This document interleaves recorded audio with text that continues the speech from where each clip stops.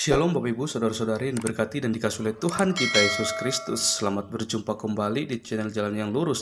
Saya mengucapkan banyak terima kasih kepada saudara semua yang selalu setia untuk menonton video-video di channel ini dan bahkan terus mendukung perkembangan channel ini dengan mengklik tombol subscribe, like, komen, dan share kepada teman-teman yang lain supaya teman-teman yang lain juga tidak ketinggalan dan mendapatkan informasi seputar iman kekristenan. Kiranya Tuhan Yesus memberkati kita semua.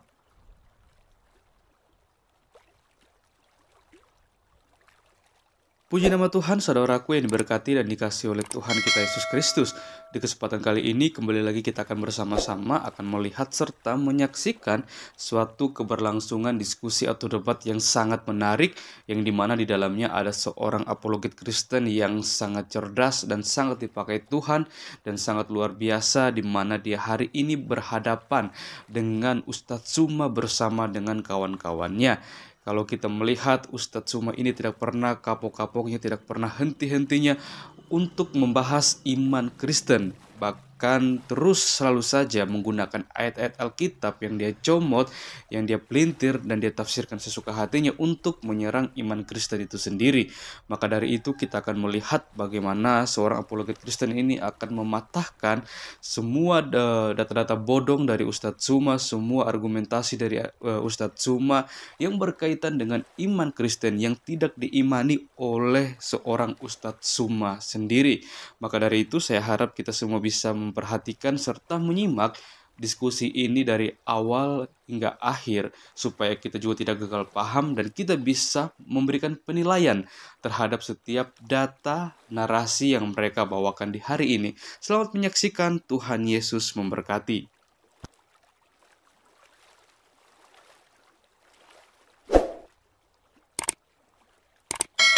Katakan kalau Yesus itu adalah manusia Tuhan.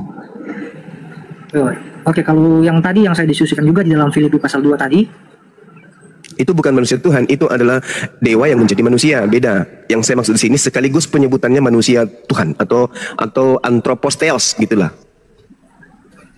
Apologetik, izin ya. Kemarin kalau kita diskusi kau mengatakan gak ada data, kau jujur gak ada data, selesai. Lebih bagus gitu. Gak ada. Lebih bagus gitu kemarin. Gak ada. Kalau kemarin saya berani mengatakan begini. Apabila misalnya saya kurang teliti dalam membaca Alkitab atau saya tidak ada data yang cukup, misalnya belum saya pelajari maksudnya ya, saya akan bilang kalau itu belum saya pelajari atau belum saya temukan ya, belum saya kaji. Ya. Nah, kalau menurut saudara ini Yesus tidak pernah disebut manusia Tuhan lalu dituhankan, bagaimana ketika ada sosok manusia yang disebut manusia Tuhan selain Yesus? Kan ada juga Bang dalam perjanjian lama kan, misalnya contoh ketika waktu itu Tuhan mengutus Musa, Tuhan mengatakan seperti ini kepada Musa, bukankah aku akan menjadikan abangmu Harun sebagai Allah? Itu kan ada. Bukan begitu. Harun sebagai nabi dan engkau sebagai Tuhan bagi Firaun. Kemudian gitu. juga jangan dibalik. Ya.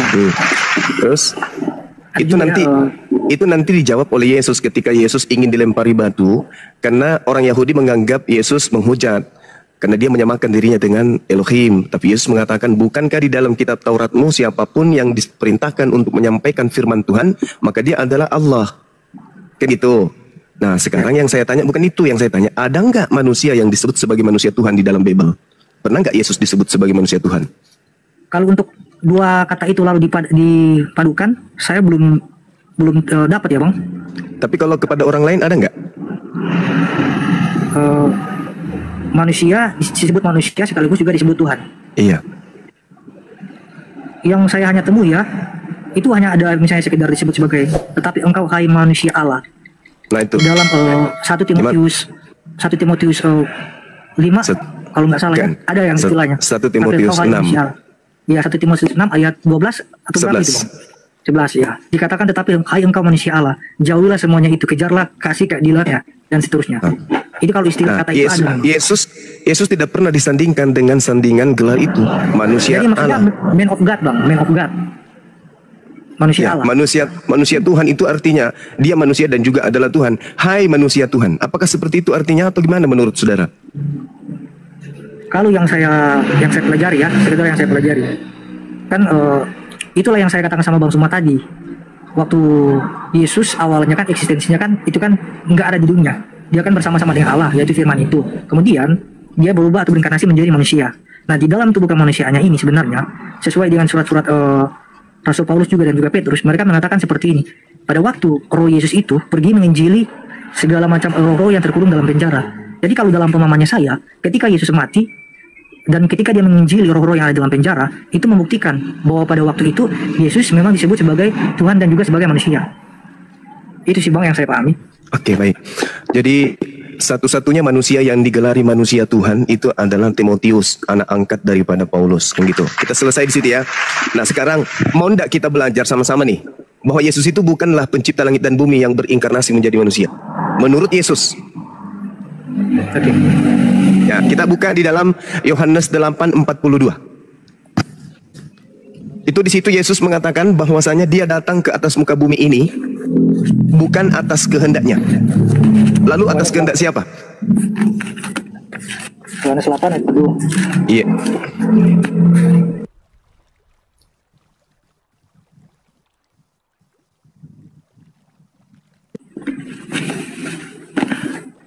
Iya, Bang.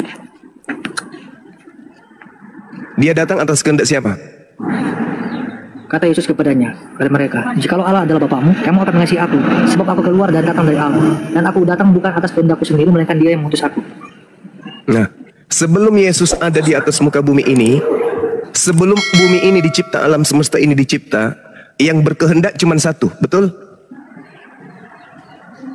Dalam hal apakah pengutusan Yesus tadi atau dalam hal misalnya sebelum dunia diciptakan?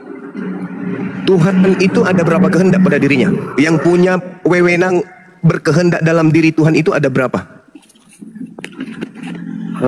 Tadi saya mengatakan kepada sepanjang diskusi tadi saya mengatakan begini, bahwa Yesus ini adalah eksekutor, pelaksana dari setiap firman yang diucapkan oleh Allah. Jadi intinya Bapa itulah menjadi sumber itu.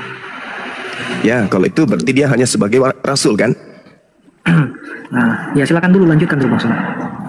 Ya, jadi gini, iman Kristus Yesus itu adalah Tuhan sendiri, tapi dipatahkan oleh Yesus dengan perkataan Yohanes 8:42.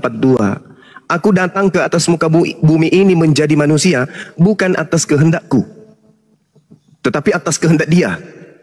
Artinya Yesus ini tidak punya kehendak sebagai Tuhan. Kalau Yesus itu adalah Tuhan itu sendiri datang mengambil rupa manusia sebagaimana surat Paulus di Efesus, maka dia akan berkata, aku datang di atas muka bumi atas kehendakku sendiri. Aku yang adalah aku ingin menjadi aku. Aku yang adalah Tuhan ingin menjadi manusia. Suka-suka gue. Gue kok yang punya kehendak. Gue sekarang jadi manusia seperti apa yang kalian lihat. Karena aku sendiri yang mau. Faktanya enggak. Aku datang ke atas muka bumi ini bukan atas kehendakku. Berarti Yesus pesuruh. Dia hanya kurir. Dia adalah makhluk Tuhan yang disuruh sebagai juru selamat kepada Bani Israel. Akulah jalan, akulah kebenaran, akulah hidup. Tidak ada yang sampai kepada aku. Oh, salah. Tidak ada yang sampai kepada Bapakku. Aku. Berarti dia, menurut dia, dirinya adalah Bapak itu sendiri. Tidak mungkin. Jadi mari kita beragama berdasarkan siapa tokoh yang kita imani, yang kita percayai. Kami Nabi Muhammad menjadi Islam sesuai dengan ucapan, perkataan, instruksi dan keputusan Nabi Muhammad. Harusnya saudara Kristen menjadi Kristen karena keputusan dan ajaran, ketetapan, himbauan, keinginan, instruksi dari Yesus. Jangan yang lain. Hai Yesus, ya paman, kamu datang ke atas muka bumi ini, kok kamu dituhankan? Emang lu Tuhan yang datang ke atas muka bumi? Yesus menjawab, apa lu buta? Apa lu tega?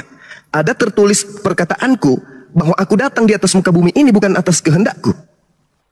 Lalu atas kehendak siapa dong? Kan Tuhan itu cuma satu kehendak. Kalau Tuhan itu ada dua kehendak, Tuhan yang satu berkehendak ke barat, Tuhan yang satu kehendak ke timur. Mana yang betul? Maka Tuhan menjadi bertentangan antara Tuhan yang satu dengan Tuhan yang lain. Makanya Yesus ketika di bumi, aku tidak berkata-kata dari diriku sendiri. Aku tidak dapat berbuat apa-apa dari diriku sendiri. Bahkan Yesus mengatakan, Bapa bersama dengan aku sebab aku senantiasa melakukan apa yang dikehendaki oleh Bapakku. Makanya aku dan Bapa satu. Karena aku tidak pernah ingkar, aku tidak pernah membantah. Apa yang diperintahkan itu yang kulakukan. Makanya aku dan Bapakku satu. Satu visi, satu misi. Kedatanganku ke bumi ini atas kehendaknya untuk mengajarkan Bani Israel kembali ke markas. Kembali kepada Tuhan. Nah, muncul Kristen beberapa masa kemudian setelah Yesus terangkat ke langit. Yesusnya kemudian dipaksakan menjadi Tuhan. Apa endingnya? Enyahlah daripadaku, kalian semua adalah pembuat kejahatan. Kurang apa lagi imannya orang Kristen? Pendeta pastor mengusir setan, bernubuat, bermukjizat. Kurang apa lagi mereka itu ilmunya? Tapi endingnya apa? Enyahlah daripada aku, kalian semua adalah pembuat kejahatan. Aku tidak mengenal kalian. Kenapa? Karena Kristen mengajarkan pengajaran yang berbeda dengan ajaran Yesus. Aku datang bukan atas kehendakku sendiri. Selesai kita. Tapi adik apologet ini menghendaki Yesus Tuhan. Tapi Yesus menghendaki enggak? Enggak. Gimana dong? Yang mana yang harus kami percaya sebagai Muslim? Orang-orang Kristen kah? Atau percaya kepada Yesus? Itu dulu pertanyaannya. Dan satu bahan pemikiran buat saudara. Anda masih muda. Tuhan itu maha kuasa. Ada dua pasal. Pasal pertama, Tuhan berkuasa menciptakan Yesus menjadi manusia, lahir tanpa ayah. Pasal kedua, Tuhan berkuasa menciptakan dirinya menjadi manusia. Mana yang betul? Yang betul yang mana? Tuhan berkuasa, Tuhan yang maha kuasa ini berkuasa menciptakan dirinya menjadi makhluk berupa manusia. Atau pasal yang pertama tadi, Tuhan maha kuasa berkuasa menciptakan ciptaannya, makhluknya, hambanya, utusannya, rasulnya lahir tanpa ayah. Yang mana yang betul? Pasal pertama apa pasal kedua? Kalau saya jawab Bang bisa kedua-duanya. Oh nggak bisa dong, nggak bisa dong. Kalau habis ini ada tanggapi. Kalau Anda mengatakan bisa kedua-duanya, berarti Tuhan yang maha kuasa berkuasa menciptakan dirinya menjadi manusia yang tidak berkuasa. Kalau itu terjadi, maka Tuhan lebih berkuasa menciptakan Tuhan yang juga berkuasa. Itu lebih rasional. Tuhan menciptakan Tuhan baru yang juga sama kuasanya, daripada dia menciptakan dirinya menjadi tidak maha kuasa. Aku tidak dapat berbuat apa-apa dari diriku sendiri. Ini mah bukan Tuhan. Kembali ke pasal yang pertama, Tuhan berkuasa menciptakan ciptaannya lahir tanpa ayah. Itu lebih pas. Kalaupun Tuhan ingin menciptakan pribadi baru, Tuhan ingin menjadikan dirinya menjadi makhluk, maka itu lebih baik Tuhan menciptakan Tuhan baru yang setara, yang sepadan dengan dirinya, turun ke bumi. Nah sekarang permasalahan Tuhan itu dua. Sampai-sampai ada Tuhan kembar. Tuhan yang pertama menciptakan Tuhan baru yang kembar dengan dirinya. Maka larilah kita kepada pengajaran apa? Animisme, politeisme, banyak Tuhan. Padahal Yesus memberikan hadiah. Yohanes 17 nomor 3. Hidup kekal itu adalah mereka mengenal engkau satu-satunya. Kalau satu-satunya jangan mimpi jadi dua, apalagi tiga. Kata siapa? Kata Yesus. Nah, alhamdulillah kami Muslim lebih percaya kepada Yesus daripada Kristen sendiri. Demikian. Silakan. Oke.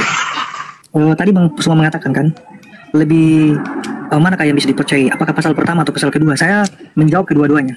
Nah, jadi kalau misalnya Tuhan itu maha kuasa, berarti dong justru dia tidak pernah menjadi maha kuasa, karena justru dia sudah menjadi manusia dan tidak bisa berbuat apa-apa.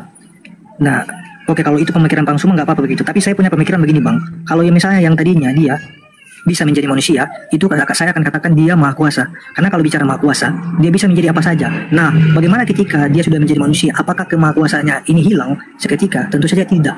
Karena berdasarkan dengan catatan Alkitab, ketika Yesus mati, saya kan mengatakan dari awal tadi kan, ada pernyataan dari para rasul-rasul, ketika Yesus mati, Yesus itu pergi menginjili orang-orang yang sudah mati, yang ada di dalam alam kubur, alam maut ya. Kemudian setelah itu dia bangkit pada hari ketiga, dan setelah itu dia mengenakan tubuh yang sama yang sebelumnya itu. Nah, dari indikasi ini saya menyimpulkan bahwa ternyata yang fana itu adalah tubuh yang dikenakannya, sedangkan sifatnya atau rohnya sebagai Tuhan itu tidak pernah fana. Jadi dari sini saya meyakini bahwa Yesus itu bukan berarti menjadi manusia lalu seketika itu hilang ke manusia, hilang ketuhanannya, tidak seperti itu. Nah, kalau juga Bang Suma mengatakan tadi kan kepada saya bahwa pertama Yesus berkata dalam Yohanes 5 ayat 30, aku tidak dapat berbuat apa-apa dari diriku sendiri. Aku menghakimi sesuai dengan apa yang aku dengar. Dalam penghakimanku adil, sebab aku tidak menuruti kehendakku sendiri, melainkan kehendak dia yang mengutus aku. Saya membenarkan Bang, kalau Yesus itu adalah utusan. Karena kalau bicara eksistensi, Yesus berasal dari surga kan. Kemudian Yesus itu melaksanakan apa yang diperintahkan oleh Bapa kepadanya. Nah, patutlah kita menyebut itu sebagai utusan, karena memang itu benar. Tetapi Bang, yang saya juga mau narasikan di sini adalah utusan yang dimaksudkan kepada Yesus itu merupakan utusan yang beda banget sama nabi-nabi yang sebelum Yesus. Kalau dari segi mujizat, banyak kok nabi-nabi yang mengadakan mujizat dari nabi-nabi yang lain. Kalau dalam hal mujizat, ada nabi-nabi juga. Bahkan mungkin kalau bisa dikatakan ya, ada yang nabi yang lebih hebat daripada Yesus, yang diizinkan oleh Tuhan untuk membuat mujizat. Misalnya contoh Musa dan lain sebagainya lah. Nah, oke, saya mengerti mengenai tentang hal mujizat ini. Tetapi Bang, kalau kita melihat keberadaan atau eksistensi dari Yesus, Yesus ini beda Bang. Tidak pernah ada satupun di dalam Alkitab mengenai tentang penghakiman ya, dalam Yohanes 5 Bang, ayat 19 dan yang seterusnya.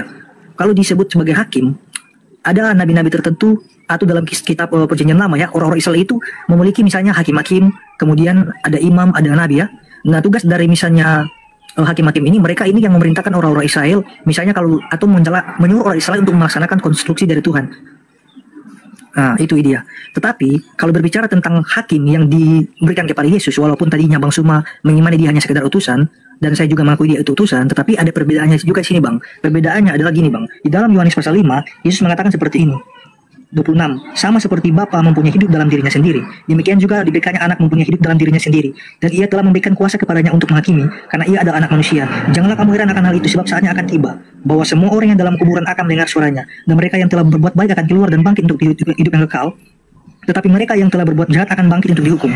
Nah, kalau dalam pemahaman saya, Bang, sebenarnya gini, bahkan juga Bang Suma percaya kan, kalau satu-satunya hakim yang adil itu cuma Allah Subhanahu Wa Taala. Bang Suma percaya nggak? Iya.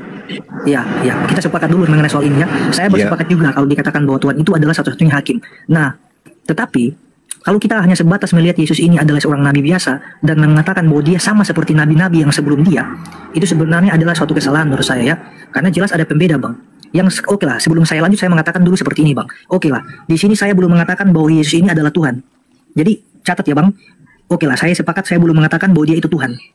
Jadi saya mengulang ya, saya belum mengatakan di sini dia adalah Tuhan yang pertama dulu. Nah, tetapi kalau ketika kita melihat dalam catatan Yohanes pasal 5 ini, ayat 26, 27, 28, seharusnya kalau Bang Suma juga sepakat bahwa Tuhan satu-satunya hakim yang akan menghakimi manusia, kenapa Yesus yang adalah manusia atau hanya utusan sebagai manusia biasa, kenapa dia memegang otoritas ini? Kenapa dia dipercayakan? Bahkan kan Bang, kalau kita berbicara mengenai tentang penghakiman di akhirnya nanti, Bang, jelas-jelas kalau Yesus hanya sebagai utusan atau manusia biasa, tentunya Yesus pun akan dihakimi juga, Bang.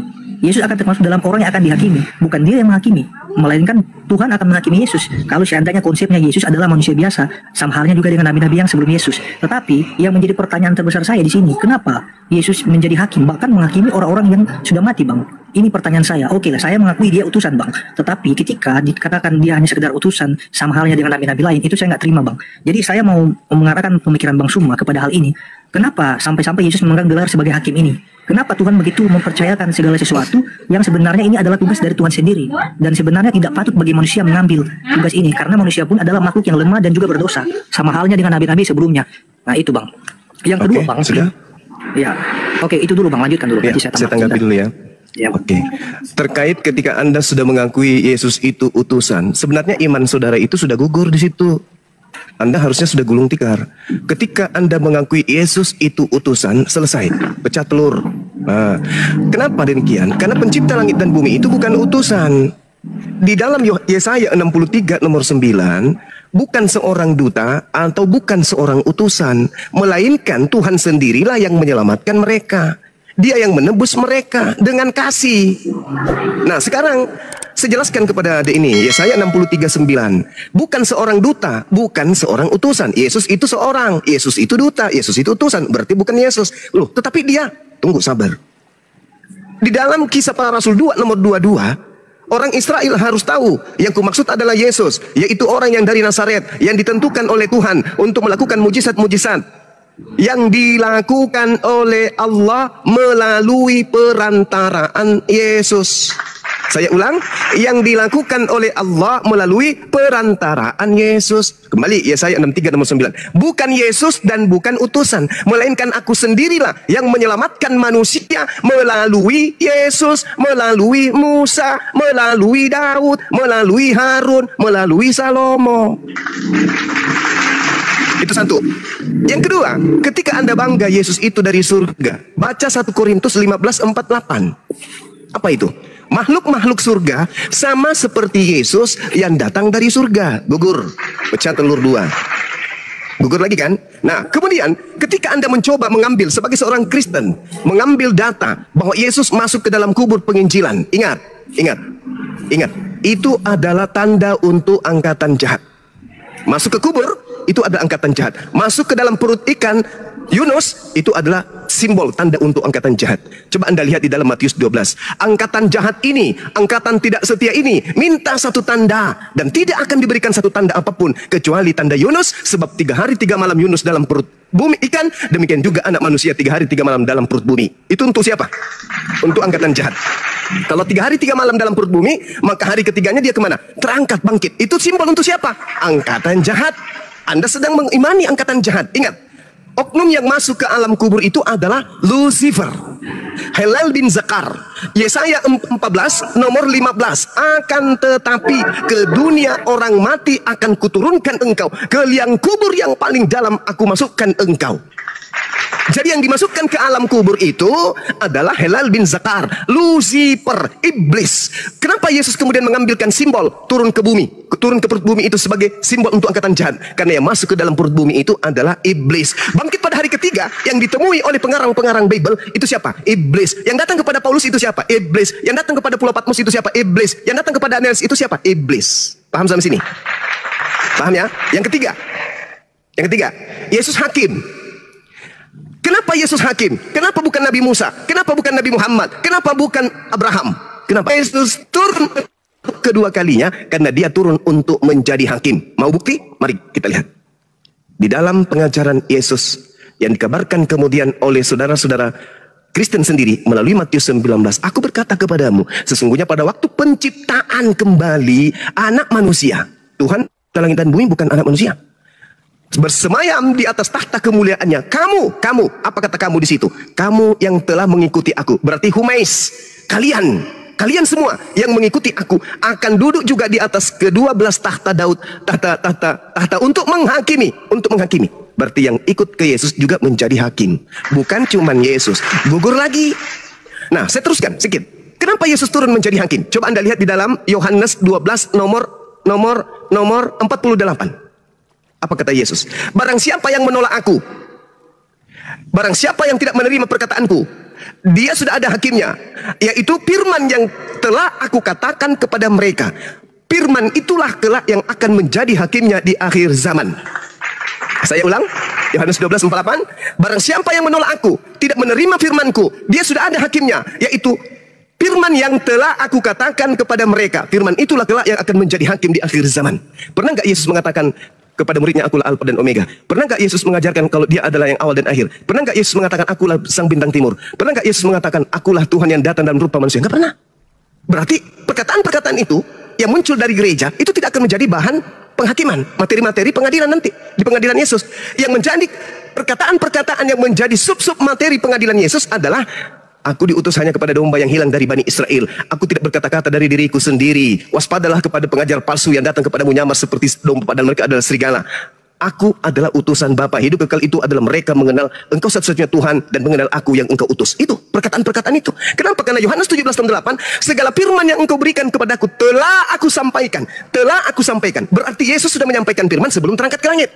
Tidak ada lagi firman ke Lukas, ke Markus, Matius, Paulus, tak ada lagi. Sudah selesai semua. Berarti yang ditulis Markus, Matius ini dan juga Paulus ini firman dari mana? Firman dari makhluk yang adalah roh halus yang mengaku Yesus yang tadi yang masuk ke alam kubur dan keluar pada hari ketiga dan dituhankan oleh orang Kristen. Firman dari sanalah. Makanya ketika Yesus yang asli datang menghakimi, muncul juga Kristen-Kristen pengikut Yesus palsu. Mereka berkata, Tuhan, bukankah kami telah bernubuat pakai namamu, bermujizat pakai namamu, mengusir setan pakai namamu? Apa kata Yesus yang asli? Pada saat itulah aku akan berterus terang kepada mereka Kristen, enyahlah daripadaku, kalian semua adalah pembuat kejahatan. Sungguh aku tidak mengenal kalian.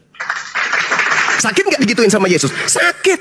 Kenapa? Karena Kristen hari ini bukan pengikut Yesus Al-Masih, Yesus Kristus. Kristen hari ini adalah pengikut Helel bin Zakar yang datang bangkit pada hari ketiga, yang dituhankan kemudian oleh orang Kristen. Coba lihat nih, kalau saya tanya adik, pasti adik ini klepek-klepek. Markus 16 nomor 12. Penulisnya mengatakan begini, lalu Yesus menampakkan diri kepada kedua orang tersebut dalam rupa yang lain. Pertanyaan saya, dari mana Markus tahu kalau itu adalah Yesus dalam rupa yang lain? Itu adalah orang yang lain yang datang kepada orang-orang setelah Yesus terangkat ke langit. Karena dia mukanya tidak sama dengan muka Yesus asli, maka ditambah dalam bentuk rupa yang lain. Padahal Yesus berpesan di dalam Lukas 21 nomor 8, waspadalah kepada penyesat yang datang kepadamu dengan memakai nama Yesus dan berkata, akulah Yesus, waktunya sudah dekat, jangan kamu percaya. Makanya Yahudi masih Yahudi hari ini. Kristen berbeda. Semakin hari semakin jauh menyimpang ke kiri. Yahudi masih tetap ada. Kenapa? Karena mereka tidak percaya kepada makhluk halus yang datang mengaku sebagai Yesus. Jangankan makhluk halus yang datang mengaku sebagai Yesus. Yesus asli saja datang kepada mereka. Mereka nggak percaya. Apalagi yang hanya suara dan hanya cahaya. Akulah Yesus yang kau aniaya. Cemen boy. Kamu tidak dipercaya. Yesus asli aja yang datang ke Israel nggak dipercaya. Apalagi cuma makhluk. Sayangnya Kristen percaya kepada makhluk halus tersebut. Sehingga ada ini, apologet siapa ini? Apologet muda ya. Sehingga ada ini menyatukan antara Yesus yang datang ke tengah-tengah Bani Israel dan Yesus yang datang di Pulau Patmos. Akulah sang bintang timur gilang gemilang. Padahal bintang timur itu adalah Helal bin Zakar yang tertulis di Yesaya 14 nomor 12 sampai nomor 16. Kristen kalau ditanya, kenapa itu Yesus kau ketuhankan? Karena Yesus itu 100% manusia. Itu berarti Kristen sedang otak kecilnya bekerja. Dia sedang mengutarakan Yesus ketika menjadi nabi di tengah-tengah Bani Israel. Itu yang asli. Ditanya lagi, tapi kok kau sembah? Karena Yesus juga adalah 100% Tuhan. Nah, itu yang ketuhanannya itu adalah Yesus yang datang kepada Paulus in the gang. Digabungkan menjadi satu. Padahal Yesus yang adalah manusia berbeda dengan Yesus yang adalah dewa untuk orang Kristen. Tolong dipahami ini. Jadi kemanapun arah narasi yang Adinda bangun, itu akan ditabrak oleh ajaran Yesus. Tidak ada itu. Tidak ada itu Yesus datang menjadi manusia, menjadi Tuhan. Tidak ada. Bahkan kalau Anda cerdas nih, terakhir ya, 10 detik. Anda lihat di dalam 2 Yohanes 1 nomor 7. 1 Yohanes 2 nomor 7. Siapakah penyesat itu? Bukankah dia yang pergi ke seluruh dunia, yang tidak mengaku Yesus datang sebagai manusia? Kalau Anda mengaku Yesus datang sebagai manusia, maka Anda tidak akan pernah mengatakan, dan Yesus juga adalah Tuhan. Kenapa? Karena kalau Anda keluar dari konsep kemanusiaan Yesus, maka Anda jatuh kepada antikristus. Barang siapa yang mengatakan Yesus Tuhan, barang siapa yang mengatakan Yesus bukan manusia, maka dia adalah antikristus. Makanya diusir. Begitu Bung, silakan. Mohon maaf kepanjangan, silakan. Ya, terima kasih Bang. Tadi saya sedikit tanggapi ada beberapa hal yang Abang sampaikan tadi. Abang mengatakan bahwa yang pertama mengenai tentang hakim ya. Jadi tidak mungkin ada seorang yang menjadi hakim tanpa ada yang disebut sebagai terdakwa di sini. Itu yang pertama. Nah, apakah narasi ini Abang memaknainya sebagai karena orang-orang Kristen itu menganggap bahwa Yesus itu Tuhan, makanya justru kedatangan Yesus diizinkan menjadi hakim, justru menghakimi orang-orang Kristen karena telah menganggap Yesus sebagai Tuhan. Nah, itu yang pertama kan tadi Abang sampaikan. Kalau memang benar seperti itu narasinya, saya akan membantahnya begini Bang. Di dalam Yesus mengatakan bahwa bukankah kami telah bernubuat demi namamu, bukankah kami telah mengusir setan demi namamu. Jadi di sini Yesus sedang mengatakan bahwa inyalah kamu sekalian pembuat kejahatan. Nah, bahkan ada juga satu dalil yang Yesus katakan seperti ini. Apabila hidup keagamaanmu tidak lebih benar daripada orang-orang Yahudi dan orang ahli Taurat, sesungguhnya kamu tidak akan masuk ke dalam kerajaan surga. Jadi sebenarnya begini, kalau kita melihat ya penjelasan Yesus di sini, Yesus tidak pernah mengatakan oleh karena sebab orang Kristen mengatakan Yesus itu adalah Tuhan, maka berakibat mereka itu diusir atau tidak diselamatkan. Bukan begitu Bang pengertiannya di sini. Pengertiannya adalah ketika Yesus tadi mengatakan jikalau hidupmu tidak lebih benar daripada hidup agama orang-orang Yahudi, kamu tidak akan masuk ke dalam kerajaan surga. Artinya apa di sini? Kalau kita melihat kelakuan atau sifat-sifat dari orang-orang Yahudi ini, mereka ini suka-suka mencari-cari kesalahan orang. Kalau kita membaca seluruh rangkaian cerita dalam Alkitab, ada begitu banyak hal yang terjadi dan tidak pernah ada orang Yahudi dan tidak pernah ada orang maksudnya gini, dan tidak pernah ada orang-orang Yahudi yang tidak ada di situ. Pasti semua ada di situ. Mereka ini adalah orang-orang yang setiap kali ada masalah selalu ada di situ. Jadi makanya Yesus memakaikan suatu nasihat ya kepada murid-muridnya. Jikalau hidup keagamaan tidak lebih benar daripada mereka, maka sesungguhnya kamu tidak akan masuk ke dalam kerajaan surga. Itu sudah jelas-jelas dikatakan kepada murid-muridnya. Nah, tadi kan Abang juga menarasikan bahwa murid-murid Yesus ini adalah orang-orang yang akan menjadi hakim, duduk bersama-sama di atas tata bersama-sama dengan Yesus.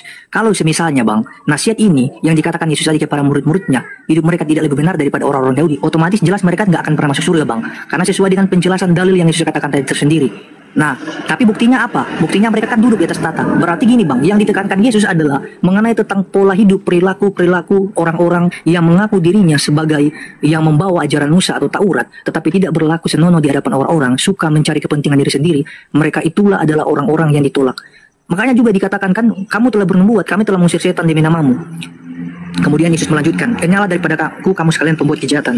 Jadi di sini yang ditolak itu bukan tentang karena ada orang-orang yang mengaku Yesus sebagai Tuhan, bukan. Tetapi yang ditolak sini adalah perilaku orang-orang yang walaupun menyebut diri mereka Kristen, tetapi pola hidup mereka tidak sesuai dengan apa yang Yesus katakan, maka mereka itu adalah orang-orang yang akan ditolak. Jadi dalam pemahaman Kristen, Bang, kami tidak hanya sekedar beriman bahwa kami sudah diselamatkan terus otomatis kami langsung masuk ke surga. Nggak begitu konsepnya, Bang. Rasul Paulus mengatakan bahwa kerjakanlah keselamatanmu dengan takut dan gentar. Berarti ketika kita sudah menerima anugerah atau keselamatan, kita patut mengerjakan keselamatan itu. Karena sesungguhnya konsep keselamatan berarti adalah suatu kesempatan yang diberikan oleh Tuhan bagi manusia dalam membenahi hidupnya sehari-hari. Itu yang kami pahami, Bang. Jadi nggak sekedar hanya kami orang Kristen ketika sudah percaya Yesus, ketika sudah ditebus dosanya maka masuk surga, bukan seperti itu. Nah, saya juga menanggapi begini, Bang, ya. Kalau Abang tadi mengatakan bahwa misalnya murid-murid pun itu kan sama juga duduk di atas tata bersama Yesus, berarti gugur dong argumentasi saya bahwa Yesus sebagai satu-satunya hakim. Nggak begitu, Bang. Jadi begini, ketika dikatakan dalam Yohanes 5 tadi, Yesus ini akan menghakimi mereka yang hidup dan yang mati. Jadi di sini tidak hanya terdapat dalam tidak ditujukan kepada kalangan-kalangan tertentu aja, Bang. Jadi ini berbicara secara universal. Coba kita lihat ya di dalam Yohanes 5 tadi. Saya bacakan dulu dalilnya. Ayat 28. Janganlah kamu heran akan hal itu, sebab saatnya akan tiba bahwa semua orang dalam kuburan akan mendengar suaranya, dan mereka yang telah berbuat baik akan keluar dan bangkit untuk hidup kekal, tetapi mereka yang telah berbuat jahat akan bangkit untuk dihukum. Nah, ada dua, Bang, penghakiman kepada orang yang jahat dan orang yang baik. Tentu tidak hanya segelintir orang yang Abang masukkan tadi, apalagi kalau misalnya, Bang, Abang memasukkan itu untuk kalangan Kristen, orang-orang Kristen yang menuangkan Yesus sebagai Tuhan, itu sebenarnya salah besar, Bang. Karena di sini apa dikatakan? Bahwa orang-orang yang hidup, yang berbuat jahat akan bangkit untuk dihukum, sedangkan yang berbuat baik akan bangkit untuk memperoleh hidup kekal atau diselamatkan. Jadi tujuan Yesus menjadi hakim di sini tidak hanya sekedar sesuai dengan yang Abang tuduhkan tadi ya. Oleh karena ada orang Kristen yang menjadikan dia Tuhan, kemudian dia berperan sebagai hakim. Tidak seperti itu, Bang. Tetapi yang disebutkan hakim kepada dia adalah untuk semua manusia, baik dari Islam, Kristen, Hindu, Buddha dan sebagainya. Setiap orang yang mati dan kemudian berperilaku baik dan yang buruk, mereka itu akan dihakimi menurut perbuatan mereka masing-masing, Bang. Jadi dari sudut pandang ini, Bang, silakan Abang jawab, Bang. Kira-kira Yesus ini siapa kalau dia misalnya hanya sekedar nabi biasa? Nah, baru Abang juga mengatakan tadi kepada saya mengenai tentang Yesus disebut sebagai orang yang telah matikan tadi. Kemudian dia itu masuk ke dalam kubur. Kemudian yang dipercaya oleh orang Kristen 3 hari 3 malam. Ini adalah tanda angkatan-angkatan yang sesat yang Abang katakan tadi kalau tidak salah ya. Nah, itu pertanda angkatan jahatnya. Mengapa Yesus mencontohkan atau menganalogikan kematiannya sama halnya dengan Yunus yang ada di dalam perut ikan? Kenapa? Karena yang Yesus ambil poin yang terpenting adalah begini, Bang. Pertama, ketika Yunus berada dalam perut ikan, dia itu tidak mati, namun hanya ada di dalam perut ikan. Sama halnya dengan Yesus yang ada dalam perut bumi, dia tidak mati. Makanya saya percaya begini, Bang. Yang saya percayai bahwa manusia yang hanya mati, tetapi Tuhannya atau yang saya katakan tadi, menginjili roh-roh yang ada dalam penjara itu tidak pernah mati. Kemudian saya tanggapi begini, Bang. Abang mengatakan juga kepada saya tadi bahwa orang-orang yang bersama-sama dengan Yesus yaitu Yakobus, Petrus dan Andreas mungkin saudaranya ya. Ketiga orang ini yang dibawa Yesus di atas bukit, kemudian Yesus menampakkan diri dalam rupa kepada mereka. Nah, ini, Bang, kejadiannya ini berlangsung ketika Yesus masih bersama-sama dengan murid-muridnya. Bukan itu terjadi ketika Yesus sudah jauh terangkat ke surga, Bang, seperti yang Abang katakan tadi. Nggak begitu konsepnya. Nah, baru Abang menanyakan dari mana Markus mengetahui kalau Yesus benar-benar menampakkan diri kepada murid-muridnya. Nah, itu yang Abang tanyakan kan tadi. Jadi saya memakai dalilnya begini, Bang, ya. Di dalam murid-murid Yesus ini, Bang, kita hanya percaya bahwa 12 murid saja, bahkan ada 120 murid, bahkan ada banyak murid-murid ya, walaupun yang lain itu sudah mengundurkan diri. Tetapi kalau yang disebut Markus ini siapa sih? Markus ini adalah disebut juga Yohanes ya. Dia ini adalah murid dari Barnabas, teman sekerja Paulus ya.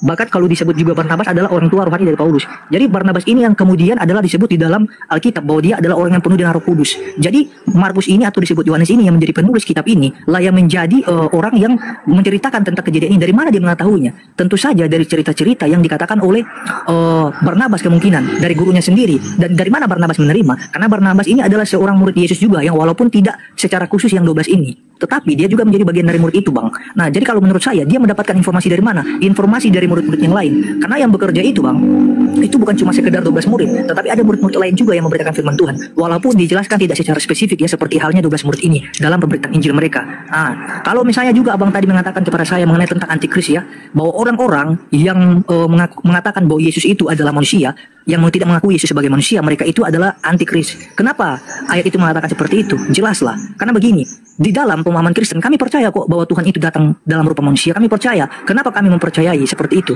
Karena begini, ketika Tuhan itu datang sebagai manusia, berarti Tuhan itu ketika kami mempercayai dia datang sebagai manusia, sama halnya juga kami percaya bahwa dia itu melakukan tujuannya ke dalam dunia ini, yaitu apa?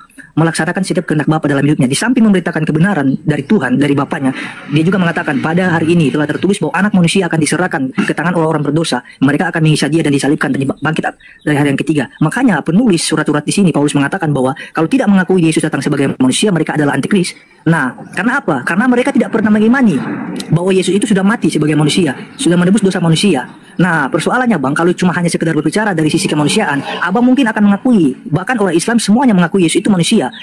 Tetapi yang menjadi perbedaannya sini adalah orang Islam tidak pernah mengakui bahwa ketika Yesus datang sebagai manusia, orang Islam tidak pernah mengakui bahwa dia itu bertujuan untuk mati di atas kayu salib, kemudian bangkit dan memperdamaikan dosa manusia di hadapan Allah. Itu yang tidak pernah diakui oleh para orang Islam, Bang. Nah, kemudian juga Abang tadi mengatakan di dalam kitab Yesaya, ya, Yesaya 14 ayat 12, "Wa engkau bintang timur putar fajar, engkau telah jatuh," kan dia berkata seperti itu di dalam ayat itu. Nah, dimaksudkan putra fajar di sini itu tidak ada penafsiran yang memang benar-benar menunjukkan apakah bintang timur atau putra fajar ini dimaksudkan kepada Lucifer. Tidak pernah ada Bang penafsiran yang tepat mengenai tentang ini. Bahkan ini menurut saya masih ambigu Bang. Kalau sekiranya memang ada narasi-narasi dari pihak kekristenan sendiri yang mengatakan bahwa Yesaya 14 ayat 12 ini adalah Lucifer, dia adalah seorang malaikat yang jatuh ke bumi, itu penafsiran yang masih ambigu Bang. Belum terbukti kebenarannya apakah ini Lucifer. Tetapi gelar-gelar yang dikatakan kepada Yesus misalnya putra fajar ini, bintang gilang gemilang, ini udah jelas Bang.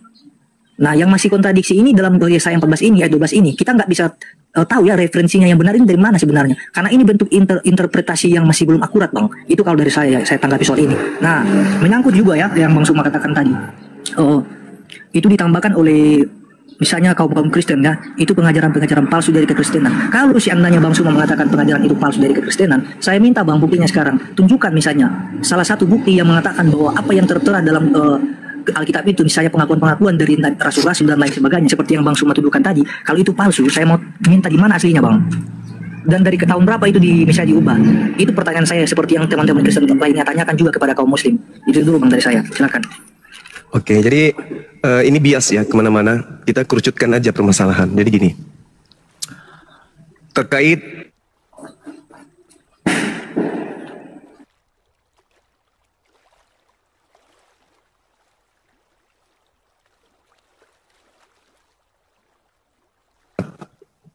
mau tidak mau Anda harus akui itu. Yesus datang di tengah-tengah Bani Israel. Datang sebagai apa? Sebagai utusan. Sebagai Mesias. Menurut siapa? Menurut Yesus dong. Kesaksian Yesus, aku datang memberikan kemudian kesaksian yang lebih penting daripada kesaksian Yohanes. Bahwa semua pekerjaan aku lakukan adalah pekerjaan yang membuktikan dan bersaksi bahwa engkaulah yang telah mengutus aku. Selesai. Yesus adalah utusan Tuhan. Nah, kemudian Anda mengatakan semua Kristen percaya Yesus datang sebagai manusia. Kami juga umat Islam percaya Yesus datang sebagai manusia. Bedanya kami dengan Kristen, kami bukan pembohong, kami bukan penyesat, kami bukan penipu. Yang penipu itu lain di mulut, lain di praktek. Mulut Anda mengatakan Yesus datang sebagai apa? Sebagai apa? Sebagai manusia. Prakteknya di gereja, Yesus sebagai Tuhan. Munafik, pembohong, pendusta, penyesat. Makanya dikatakan dalam kitab saudara, siapakah Planos itu? Planos artinya pembohong, penipu, penyesat. Bukankah dia yang pergi ke seluruh dunia, yang tidak mengaku Yesus datang sebagai manusia? Itulah pendusta itu, itulah antikristus itu.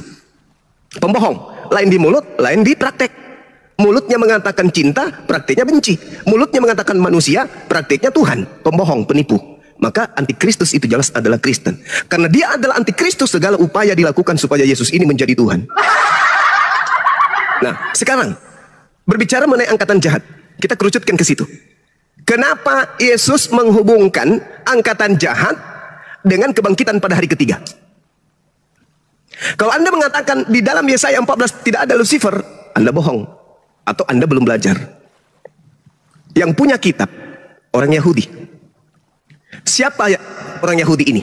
Mereka yang memahami Yesaya 14. Anda bukan pemilik kitab. Di situ mereka menganggap ini adalah iblis, Satan, Lucifer.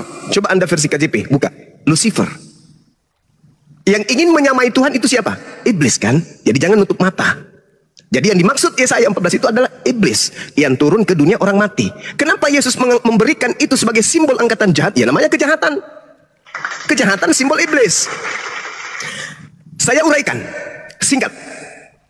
Penyaliban terhadap Yesus ini, apakah itu itu diizinkan oleh Tuhan? Tidak.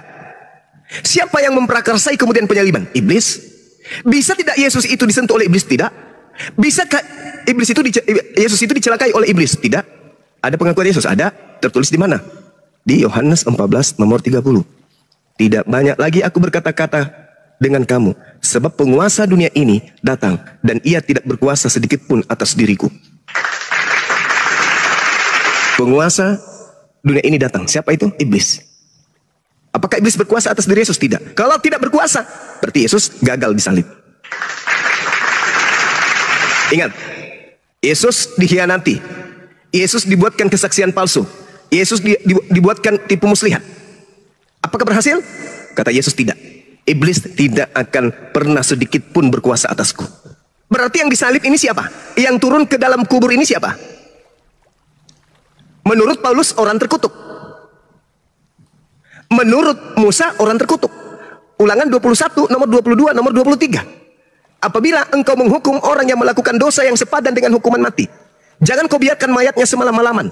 Sebab siapa yang dikutuk oleh Tuhan Elohim, jangan kau biarkan mayatnya menyentuh tanah yang diwariskan kepadamu. Jadi yang digantung di atas salib ini siapa? Orang terkutuk. Yesus. Kok bisa? Kok bisa Yesus terkutuk? Apa alasannya? Apa dosanya Yesus sampai dia terkutuk? Enggak mungkin. Yesus mengatakan, iblis sedikit pun tidak berkuasa atas diriku. Berarti yang turun ke kubur dan yang keluar dari kubur dan yang engkau tuhankan hari ini itu adalah iblis. Angkatan jahat. Angkatan jahat. Angkatan jahat.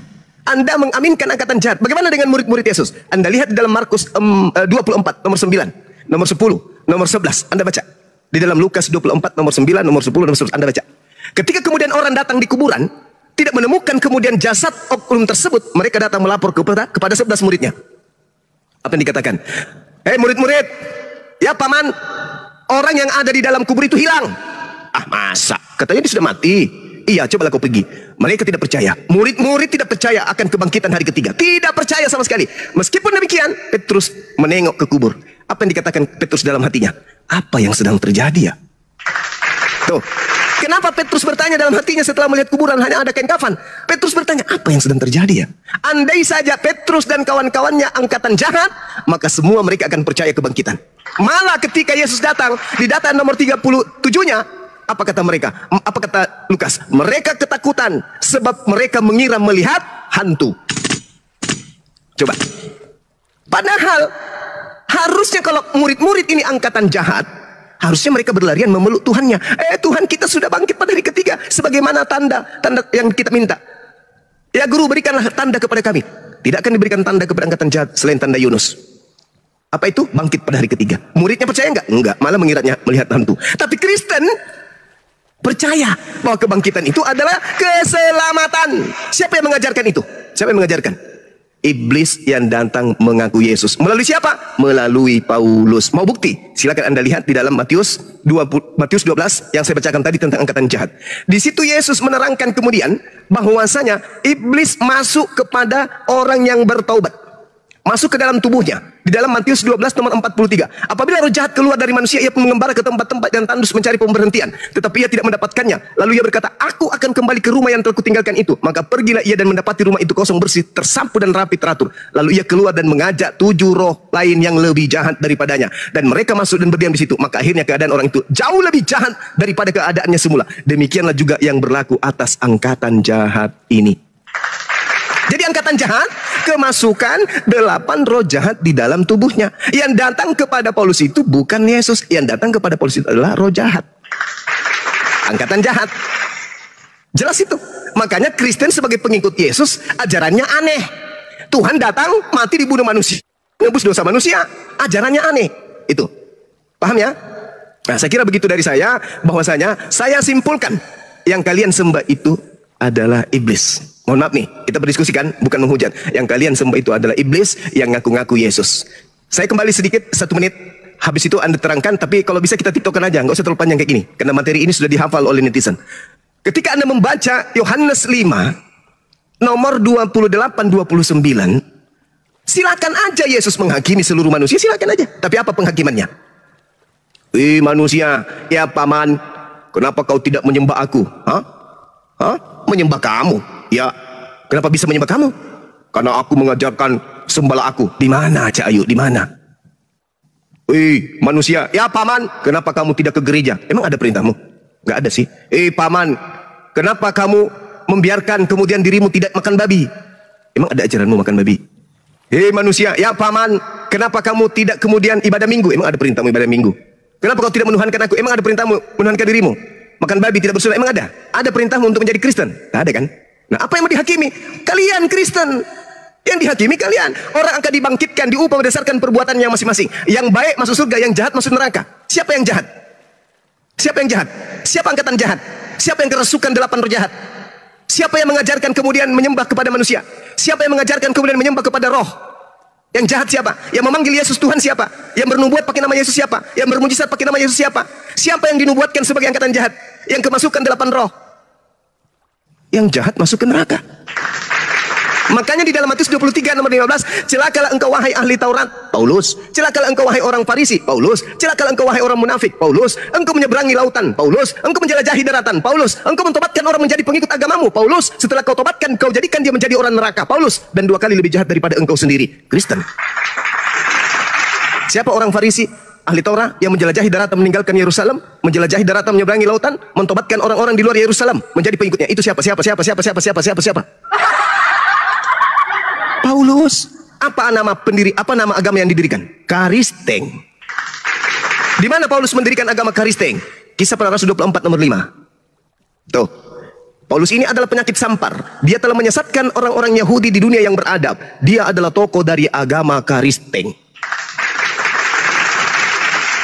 Jadi kita kerucutkan saja, karena itu adalah kesimpulan dari apa yang Anda sampaikan. Saya tidak bisa menanggapi semuanya. Yang pasti Anda, saudara ini hanya menjelaskan doktrin aja. Saya ingin kita diskusi tiktokan. Kita tiktokan supaya bisa memberikan edukasi kepada yang lain.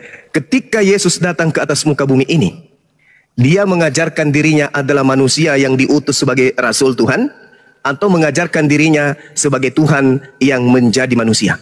Mana yang betul? Silakan. TikTokan kita, TikTokan. Oke, saya tanggapi dulu pernyataan Bang Suma, kemudian setelah itu kita TikTokan, Bang. Jangan terlalu panjang tapi ya. Oke. Ya, pertama ya, singkat aja ya. Tadi Bang Suma mengatakan bahwa kalau seandainya murid-murid Yesus termasuk dalam angkatan yang jahat, tentunya mereka juga pasti akan mengatakan bahwa Yesus telah bangkit. Nah, ini menurut saya kesalahan terbesar, Bang. Kenapa? Karena di dalam dalam Matius 27 ayat yang ke-63, dan mereka berkata, Tuhan kami ingat bahwa si penyesat itu sewaktu-waktu hidupnya berkata, sesudah 3 hari aku akan bangkit. Bahkan ada juga ayat-ayat yang banyak ya, jelas Yesus mengatakan ya, bahwa sesudah 3 hari dia akan bangkit. Dalam Yohanes 28, Yesus juga mengatakan di situ mengenai tentang Thomas ya. Thomas berkata, sebelum aku mencucukkan tanganku ke lambungnya atau ke jarinya, ke tangannya, maka sekali-kali aku tidak akan percaya. Dan ketika itu Yesus menampakkan diri kepada Thomas. Dia mengatakan ya, dia menampakkan diri kepada Thomas. Nah, di dalam pernyataan ini sebenarnya, Bang, kalau kita beralih ke dalam Matius pasal 27 tadi, Bang, ayat 68 dan seterusnya, Bang, seharusnya orang-orang atau mahkamah agama ini yang patut dipersalahkan, Bang. Dan bukan murid-murid Yesus. Karena murid-murid Yesus juga, walaupun memang ada beberapa murid yang tidak percaya, tapi jangan lupa juga, Bang ya, kalau Abang mau cek misalnya di dalam Matius 28, di situ ada seorang murid yang disebut Maria ya. Dia itu turun, dia itu pergi ke kuburan Yesus dan dia berjumpa di sana dengan malaikat. Dia mencek dan ternyata malaikat itu berkata kepadanya, akan tetapi malaikat itu berkata kepadanya, perempuan itu, janganlah kamu takut, sebab aku tahu kamu mencari Yesus dan disalibkan itu. Ia tidak ada di sini, sebab ia telah bangkit sama seperti yang telah dikatakannya. Marilah tempat ia berbaring. Dan segera sesudah pergi, katakanlah kepada murid-muridnya, dan seterusnya. Nah, di sini ada konfirmasi, Bang, bahwa ternyata yang Yesus sampaikan kepada murid-murid Yesus jauh sebelum Yesus disalibkan, itu sudah sinkron sekali dengan pernyataan di sini, Bang, dalam Matius 28. Bahkan juga, kalau seandainya Yesus tidak pernah dibangkitkan, atau itu adalah suatu dusta, Bang, mengapa murid-murid Yesus setiap kali menyampaikan kebenaran, termasuk Rasul Petrus, bahkan juga ada banyak saksi-saksi dari murid Yesus, mereka mengatakan bahwa Yesus itu telah bangkit. Yesus bangkit. Ada banyak kok ayat-ayat yang bisa saya paparkan, cuma kan sayangnya waktunya terbatas, Bang. Ada banyak, Bang. Kalau yang seharusnya dipersalahkannya adalah mahkamah agama Yahudi sebenarnya. Mereka itulah yang membelokkan kebenaran, Bang. Yang tadinya mereka mengingkari kalau Yesus itu sudah bangkit. Mereka membuat suatu tipuan dengan mengatakan mayatnya sudah dicuri oleh murid-muridnya. Padahal sebenarnya Yesus jelas bangkit dari antara orang mati, Bang. Itu dulu, Bang. Nah, saya nggak mau panjang lebar, saya kembali kepada Yohanes 5 tadi, Bang. Yang Abang katakan tadi itu nggak jelas, Bang ya. Itu hanya sekedar ocehan dari Abang saja. Karena apa? Bicara tentang penghakiman, Bang, itu berbicara secara universal, Bang. Tidak hanya sekedar kaum kekristenan tertentu. Nah, Abang Zuma juga nggak menjawab pertanyaan saya ya. Kalau memang pernyataan-pernyataan dalam Alkitab ini itu palsu, kenapa Bang Zuma nggak bisa menunjukkan yang aslinya, Bang? Itu dulu dari saya. Kemudian, kalau misalnya tadi juga, Bang, Abang hanya sekedar misalnya berkata bahwa, oh, itu akan dihakimi oleh Kristenannya. Itu orang Kristen yang akan dihakimi. Pertanyaan saya, Bang, kalau misalnya Yesus itu bukan Tuhan, Bang, kalau misalnya Yesus hanyalah seorang nabi biasa, kita kan udah sepakat nih dari awal bahwa hakim itu adalah Tuhan. Kenapa Yesus menjadi hakim, Bang? Kenapa? Karena bicara terdakwa ini bukan hanya sekedar Kristen ya, tapi saya mengatakan tadi universal. Semua orang dari kalangan manapun, dari agama tertentu, agama manapun, itu akan dihakimi oleh Yesus. Dan bukan penghakimannya menurut Abang Zuma katakan tadi. Beda, Bang. Saya bahkan nggak pernah bisa menjelaskan apa yang akan dihakimi. Tapi intinya kalau berbicara tentang penghakiman, jelaslah, Bang, untuk semua orang, Bang. Jadi nggak hanya sekedar dari pihak Kristen atau kalangan Kristen tertentu. Itu, Bang, dari saya. Dan Bang Zuma nggak bisa menjawab ini, Bang. Kenapa Yesus menjadi hakim? Padahal yang kita ketahui, hakim itu hanyalah Tuhan. Apakah bisa sang pencipta ini bisa memberikan kewewenangannya atau otoritasnya kepada ciptaannya atau yang dimaksud kepada Yesus ini? Apakah bisa, Bang? Sebenarnya Anda tadi itu sudah mendengarkan Matius 19 jelas bahwa pengikut Yesus juga menjadi hakim. Selesai ya, di situ. Tapi kan begini, Bang, tadi. Ketika Abang mengatakan mereka juga duduk di atas tahta, kan? Nah, itu kan yang mengangkat mereka kan Yesus kan, tetapi yang menjadi hakim satu-satunya, yang berbicara yang membangkitkan orang-orang mati, yang menjadi hakim satu-satunya yang mampu berbicara di atas segala macam otoritas, itu adalah kepada Yesus. Nah, jadi begini, saya pakai dalil satu ya, saya tunjukkan dalil juga yang terakhir. Misalnya ya, Yesus mengatakan seperti ini, Bapa tidak menghakimi siapapun juga, tetapi melainkan telah memberikan penghakiman itu sepenuhnya kepada anak. Nah, jadi jelas di sini, Bang, penghakiman itu seluruhnya kepada anak. Nah, karena juga murid-murid ini berasal dari Yesus, jadi mereka juga patut duduk bersama dengan Yesus. Tapi baik. Yang menjadi Kita masuk. itu, Bang, tadi. Kita titokan. Materi penghakiman Yesus apa? Saya nggak bisa jelaskan, Bang. Yesus menjelaskan materi penghakimannya. Yesus jelaskan. Ayo. Iya, dalilnya begini, Bang. Yohanes 5 kan tadi kan? Iya, itu kan enggak. kan? Anda mengatakan Yesus menghakimi seluruh umat manusia sehingga dia Tuhan. Oke, itu konsep agama Kristen. Sekarang begini, Bang. materi penghakiman Yesus. Alamak. Dari awal saya mengatakan begini, Bang. Ya, jadi begini, Bang. Saya mengatakan dari awal begini, oke lah, Bang. Saya ikuti narasi Abang dengan mengatakan bahwa Yesus itu bukan Tuhan. Nah, tetapi, ya memang dia bukan Tuhan, dia manusia. Ya, oke, ya. Tetapi ketika Abang mengatakan seperti itu, kenapa ada seorang manusia yang padahal sebenarnya manusia itu sendiri pun akan dihakimi oleh Tuhan, benar nggak? Ya, Yesus dihakimi memang, betul. Nah, kenapa Yesus lah sebaliknya menjadi hakim? Lah, karena kan tadi saya sudah menjelaskan, karena Yesus itu dituhankan di hadapan Tuhannya.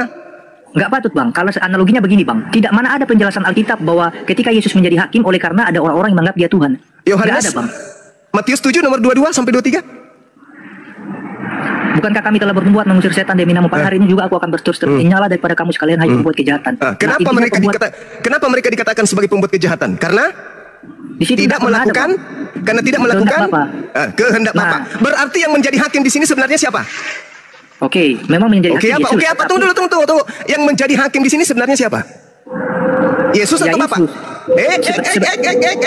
Jangan Anda masih muda. Jangan gila di usia muda. Yang menjadi hakim di situ siapa?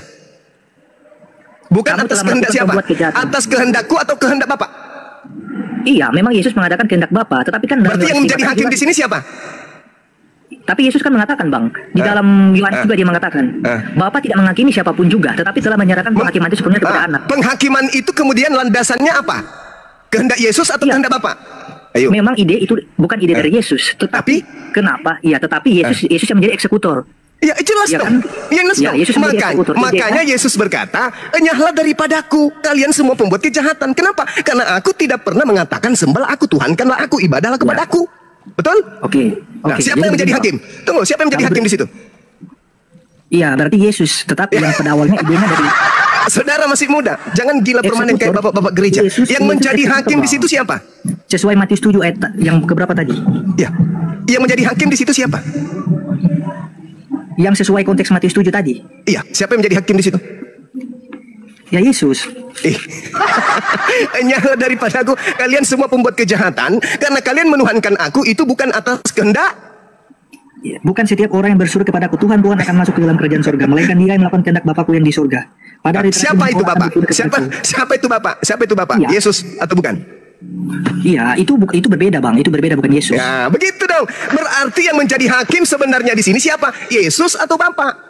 sebenarnya yang menjadi hakim itu Bapa, tetapi Alhamdulillahirabbil alamin. Nah sekarang oke, sabar. Begini, jangan lupa juga Bang, Yesus kan mengatakan Bapa tidak menghakimi, tetapi telah menyerahkan semua penghakiman itu kepada anak. Kalaupun memang Bapak itu sudah menghakimi, oke, Bapak punya penghakiman karena sudah banyak ya cerita-cerita juga ya. Tetapi kamu tahu kenapa penghakiman itu diberikan kepada Yesus? Iya, karena Yesus juga berhak untuk menghakimi. Oh salah Anda. Yesus, kenapa dia diberi tugas untuk menghakimi? Karena Tuhan sudah memberikan semua firman kepada Yesus yang harus Yesus sampaikan kepada Bani Israel. Segala firman yang engkau berikan kepadaku, telah aku sampaikan kepada mereka. Yohanes 12 nomor 48. Barang siapa yang menolak aku, barang siapa yang menolak aku dan tidak menerima firman yang aku berikan kepada Bani Israel, mereka sudah ada hakimnya, yaitu firman yang telah aku berikan kepada Israel, ke-12 muridku. Firman itulah kelak yang akan menjadi hakim di akhir zaman. Berarti yang menjadi hakim itu adalah firman Tuhan, perkataan-perkataan Tuhan yang datang melalui Yesus. Yesus hanya meluruskan, makanya dia mengatakan, aku tidak berkata-kata dari diriku sendiri. Berarti yang menjadi hakim adalah Bapa. Ya. Oke. Selesai. Jadi begini ya, ketika tadi abang mengatakan bahwa kan Yesus kan udah menjadi hakim nih Bang ya, lewat firman-Nya. Jadi lewat firman itu Yesus yang melalui Yesus ya. Semua firman sesuai dengan sabdanya. Nah sekarang sesuai dengan sabda. Oke, sebentar. Oke, silakan. Nah, menurut abang kira-kira apakah ketika Yesus ini yang menjadi seorang hakim ini Bang, apakah abang mempercayai Bang bahwa hakim ini adalah orang yang kriterianya tidak berdosa? Iya, betul. Berarti kriteria mesti orang yang tidak berdosa. Bukan masalah tidak berdosa, dia adalah utusan Tuhan, ya, Rasulullah. Maksudnya semua nabi utusan itu punya kelemahan, benar nggak Bang? Pasti ada kesalahan, benar. Nah, karena mereka bukan Tuhan. Iya. Kenapa Yesus mengatakan dia tidak ada kesalahan apapun? Di mana itu? Ya, sesuai juga dengan dikatakannya ketika Yesus akan dihukum, Pilatus mengatakan aku tidak pernah menemukan kesalahan apapun kepada orang ini. Nah menurut justru abang itu. Menurut abang kan begini tadi, bahwa kriteria menjadi seorang hakim itu adalah jelas dia tidak berdosa misalnya, contoh ya seperti itu. Nah, kalau Yesus yang misalnya seandainya dia berdosa Bang, dan adalah manusia Bang, kenapa Bang dia ini bertugas untuk menghakimi orang-orang yang hidup? Bahkan sebenarnya logikanya begini Bang ya, saya kasih sederhana aja ya Bang. Jadi begini, kalaupun abang mempercayai Yesus itu sebagai utusan yang diutus Allah untuk menyampaikan firman Allah, tentunya Bang, seorang utusan pun tidak akan pernah luput juga yang dari yang namanya firman yang telah disampaikan kepadanya. Dalam arti begini, seorang utusan itu pun akan dihakimi Bang. Percaya nggak kalau seorang utusan akan menerima penghakim? Ya benar. Betul. Nah, kenapa Yesus yang adalah seorang utusan dalam arti manusia biasa, kenapa dia tidak dihakimi tapi dia menjadi hakim? Kata siapa Yesus tidak dihakimi? Dihakimi oleh Allah maksudnya Bang? Yes, betul. Iya, kalau ada coba bisa tunjukkan dalilnya di mana itu kalau Yesus tidak dihakimi atau Yesus itu dihakimi? Yesus. Jadi begini Bang. Coba Anda baca. Begini, kan? Sabar dulu. Coba Anda baca di dalam 1 Korintus 15 nomor 28. Oke. 15 ayat 58. 28. Ayat 28. Tetapi kalau segala sesuatu telah ditaklukkan di bawah Kristus, maka ia sendiri sebagai anak akan menaklukkan dirinya di bawah Dia yang telah menaklukkan segala sesuatu di bawahnya, supaya Allah menjadi semua di dalam semua. Oke. Kata takluk itu apakah dikatakan menghakimi Bang? Yesus ditaklukkan. Yang ada cuma satu saja. Sabar dulu. Jangan Anda cuma bermain di kata-kata, Bung. Yesus itu tak ada lagi, dia akan menjadi sama seperti manusia lain. Tidak ada lagi Yesus, sama seperti makhluk yang lain. Kenapa Yesus menjadi hakim? Seibarat begini, saya adalah seorang pimpinan. Saya mengutus staf saya ke Ambon, staf saya satu ke Ternate, staf saya satu ke Jakarta. Mereka staf-staf saya inilah yang tahu tentang karyawan yang ada di Ternate, yang ada di Ambon, yang ada di Jakarta. Maka saya memberikan kemudian kepada mereka wewenang untuk memutuskan perkara yang mereka lakukan di sana. Sama seperti Yesus. Yesus diutus ke atas muka bumi ini kepada Bani Israel. Apa tolak ukurnya? Yohanes 12 nomor 48. Barang siapa yang menolak aku. Nah sekarang yang menolak Yesus itu siapa? Anda atau saya? Saya menerimanya sebagai rasul. Anda menerimanya sebagai rasul, tapi Anda tuhankan. Anda menolak dia. Secara langsung Anda menolaknya, karena Anda menganggapnya rasul. Aku datang sebagai rasul, tapi Anda justru menganggapnya Tuhan. Berarti Anda menolak kerasulannya. Dia sudah ada hakimnya, yaitu firman. Firman yang mana yang dimaksud Yesus? Firman yang pernah Yesus sampaikan kepada Bani Israel. Bukan yang datang kepada Paulus, tapi yang dia sampaikan sebelum terangkat ke langit. Firman itulah yang menjadi hakim kelak. Nah kalau Anda mengatakan dia sebagai hakim, ya memang karena dia dituhankan. dituhankan di hadapan Tuhannya. Makanya dikatakan enyahlah daripadaku. Kenapa demikian? Karena orang-orang ini tidak melakukan kehendak Bapa. Kehendak Bapakku adalah kalian menganggap aku rasul, supaya mereka tahu bahwa engkaulah yang telah mengutus aku. Berarti aku adalah utusanmu. Kehendak Bapakku adalah anggap saya utusannya, bukan saya adalah Tuhanku itu sendiri. Nah, kemudian Anda bertanya tadi, mana Injil yang diberitakan? Mana segala firman itu? Anda katakan kalau ada yang palsu berarti ada yang asli. Tidak begitu. Yesus mengatakan segala firman yang engkau berikan kepadaku telah aku sampaikan kepada mereka. Mana segala firman itu? Tunjukkan ke saya. Ada? Tidak ada. Markus 1 nomor 14, Yesus memberitakan Injil kerajaan Allah. Mana Injil kerajaan Allah itu? Ada? Tidak ada. Jadi kalau Anda mencari Injil yang diajarkan oleh Yesus, minta ke saya, Anda salah. Yesusnya mengajarkan Injil kepada Bani Israel. Minta kepada Bani Israel. Karena Yesus mengatakan dia mengajarkan Injil kerajaan Allah kepada Bani Israel. Mana Injil kerajaan Allah itu? Tanya kepada mereka, jangan tanya kepada kami umat Islam. Masalahnya kan Bang, abang kan tadi kan mengatakan kan itu kan nggak benar. Jadi saya minta pertanggungjawaban dari abang karena abang yang mendalilkan itu, abang yang mengucapkan itu. Oke, sekarang begini. Ketika Yesus mengatakan segala firman yang engkau berikan kepadaku, pertanyaan saya, apakah kemudian surat-surat Paulus sudah ada pada saat itu? Ya memang belum ada Bang. Belum ada. Lalu surat-surat Paulus ini dari mana? Iya, kalau misalnya saya mengatakan kepada abang begini, surat-surat Paulus ini adalah surat-surat, dia kan mengatakan begini, Bang, aku adalah seorang rasul yang bisa dipercayai. Itu kan banyak pernyataan Paulus mengenai tentang dirinya, tetapi kan ya, sekarang permasalahannya ada banyak Yesus, kalian teman-teman yang mengatakan bahwa Paulus ini rasul palsu. Dia memang palsu. Tidak ada pernyataan yang mampu melegitimasi dari pernyataan-pernyataannya atau apalagi dalam penulisannya, dalam surat-suratnya. Itu kan yang sering kali dikatakan. Nah, sekarang begini, Bung. Segala firman yang engkau berikan kepadaku telah aku sampaikan kepada mereka. Ada nggak Paulus di situ sebagai penerima? Iya, itu kan maksudnya Yesus kan sedang berbicara mengenai tentang tugasnya sendiri, Bang, bukan lagi berbicara tentang rasul-rasul. Lah enggak, jadi ketika Yesus melakukan penginjilan, dia mengatakan segala firman yang engkau berikan, segala firman yang engkau berikan telah aku sampaikan kepada mereka. Ada nggak Paulus di situ sebagai penerima? Memang kalau dari segi murid-murid, Paulus itu bukan termasuk dalam tugas itu. Lagi pula berarti tidak ada. Jawab aja tidak ada. Ada nggak Lukas hadir di situ? Kalau secara langsung dia tidak pernah tidak ada karena belum termasuk dalam murid itu. Tidak ada. Ada nggak Lukas di situ? Sebentar. Tetapi ketika ada seorang murid dari Yesus yang bernama Barnabas, yang kemudian juga adalah orang yang pertama membawa Paulus, memperkenalkan Paulus di lingkungan saudara-saudara, mereka itu cuma tafsiran kepepet. Saya tanya, segala firman yang engkau berikan kepadaku telah aku sampaikan kepada mereka. Ada nggak Paulus di situ? Iya, saya sudah jawab tadi, nggak ada. Nggak ada. Ada nggak Lukas di situ? Iya, bukan Kefas, Petrus. Nah sekarang yang saya tanya, ada nggak penulis Matius di situ? Ada nggak penulis Matius hadir? Segala firman yang kau berikan telah aku sampaikan. Ada nggak penulis Matius hadir juga di situ? Yang disebutkan yang menulis Matius ini kan adalah murid Yesus, Matius ini. Oh bukan, penulis Matius itu bukan murid Yesus. Nggak ada, penulis Matius nggak ada. Dari mana datanya, Bang? Matius 9 nomor 9. Matius 9 nomor 9. Ya, saya akan baca. Jadi, Matius itu bukan murid Yesus. Dia tidak ada ketika segala firman terkan kepada muridnya. Abang Matius, mengatakan segala firman yang telah engkau sampaikan kepadaku telah aku sampaikan kepada mereka. Nah, jadi abang mempertanyakan. Telah aku sampaikan kepada mereka. Telah aku sampaikan Paulus kepada mereka. Tidak ada, Lukas tidak ada, Markus tidak ada, penulis Matius pun tak ada. Dari penulis Matius pun tak ada di situ. Mengatakan bahwa Matius itu bukanlah Matius yang menulis sendiri, tapi orang lain. Tadi Matius berapa tadi, Bang? Bang, Matius berapa tadi, Bang? Matius 9 ayat berapa? Markus, Matius, Yohanes, penulis Yohanes, itu semuanya tidak ada di situ. Enggak, maksudnya Matius berapa tadi yang didalilkan? 9, nomor 9. Oke, jadi maksudnya, oke. Penulis Matius bukan murid Yesus. Dia orang yang tidak dikenali. Terakhir kemudian baru dianggap itu tulisan Matius, bukan. Begitu juga buku Yohanes. Buku Yohanes ini juga bukan murid Yesus yang menulis, tetapi orang lain. Anda boleh baca di dalam Yohanes 21 nomor 24 sampai 25. Bukti bahwa tidak ada penulis Bible itu murid Yesus, tak ada.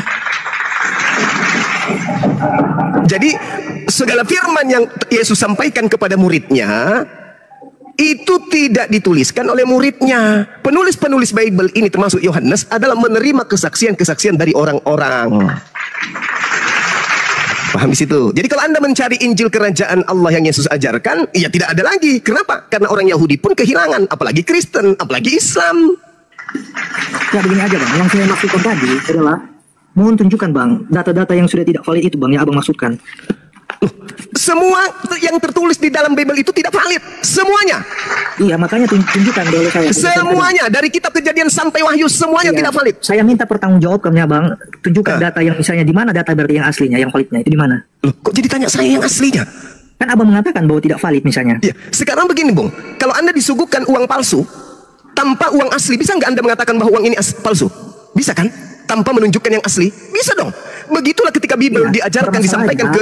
Permasalahannya begini, Bang. Permasalahannya kalau misalnya analoginya hanya sekedar dari uang saja, saya memang nggak perlu memang, karena memang jelas banyak bisa dengan mudah saya temukan. Tetapi apabila hal itu tidaklah saya temukan, berarti kan ini saya minta. Oh, berarti kalau begitu mana dong yang aslinya? Karena saya memang jujur nggak bisa temukan. Nah, makanya Sekarang saya ada bertanya nggak- sama Bang Suma. ada tidak Kalau Bang murid Suma Yesus? mengatakan, gini, Bang. Ada Kalau nggak Bang Suma murid Yesus? mengatakan- Ada nggak murid Bang Yesus? Suma berani mengatakan bahwa ternyata Alkitab itu dari Kejadian sampai Wahyu tidak valid atau tidak asli, ya saya minta Bang tunjukkan, Bang.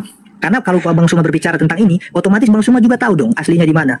Oh, bukan Bentuknya seperti begitu, Bung. Orang berakal itu tidak begitu cara kerja otaknya. Sekarang begini, sekarang begini. Musa menerima Taurat itu dalam bahasa apa? Dan tahun berapa? Lah, Bisa maksudnya jawab? masa Abang balik bertanya sama saya? Ini kan Supaya saya gini, Bang. jelaskan.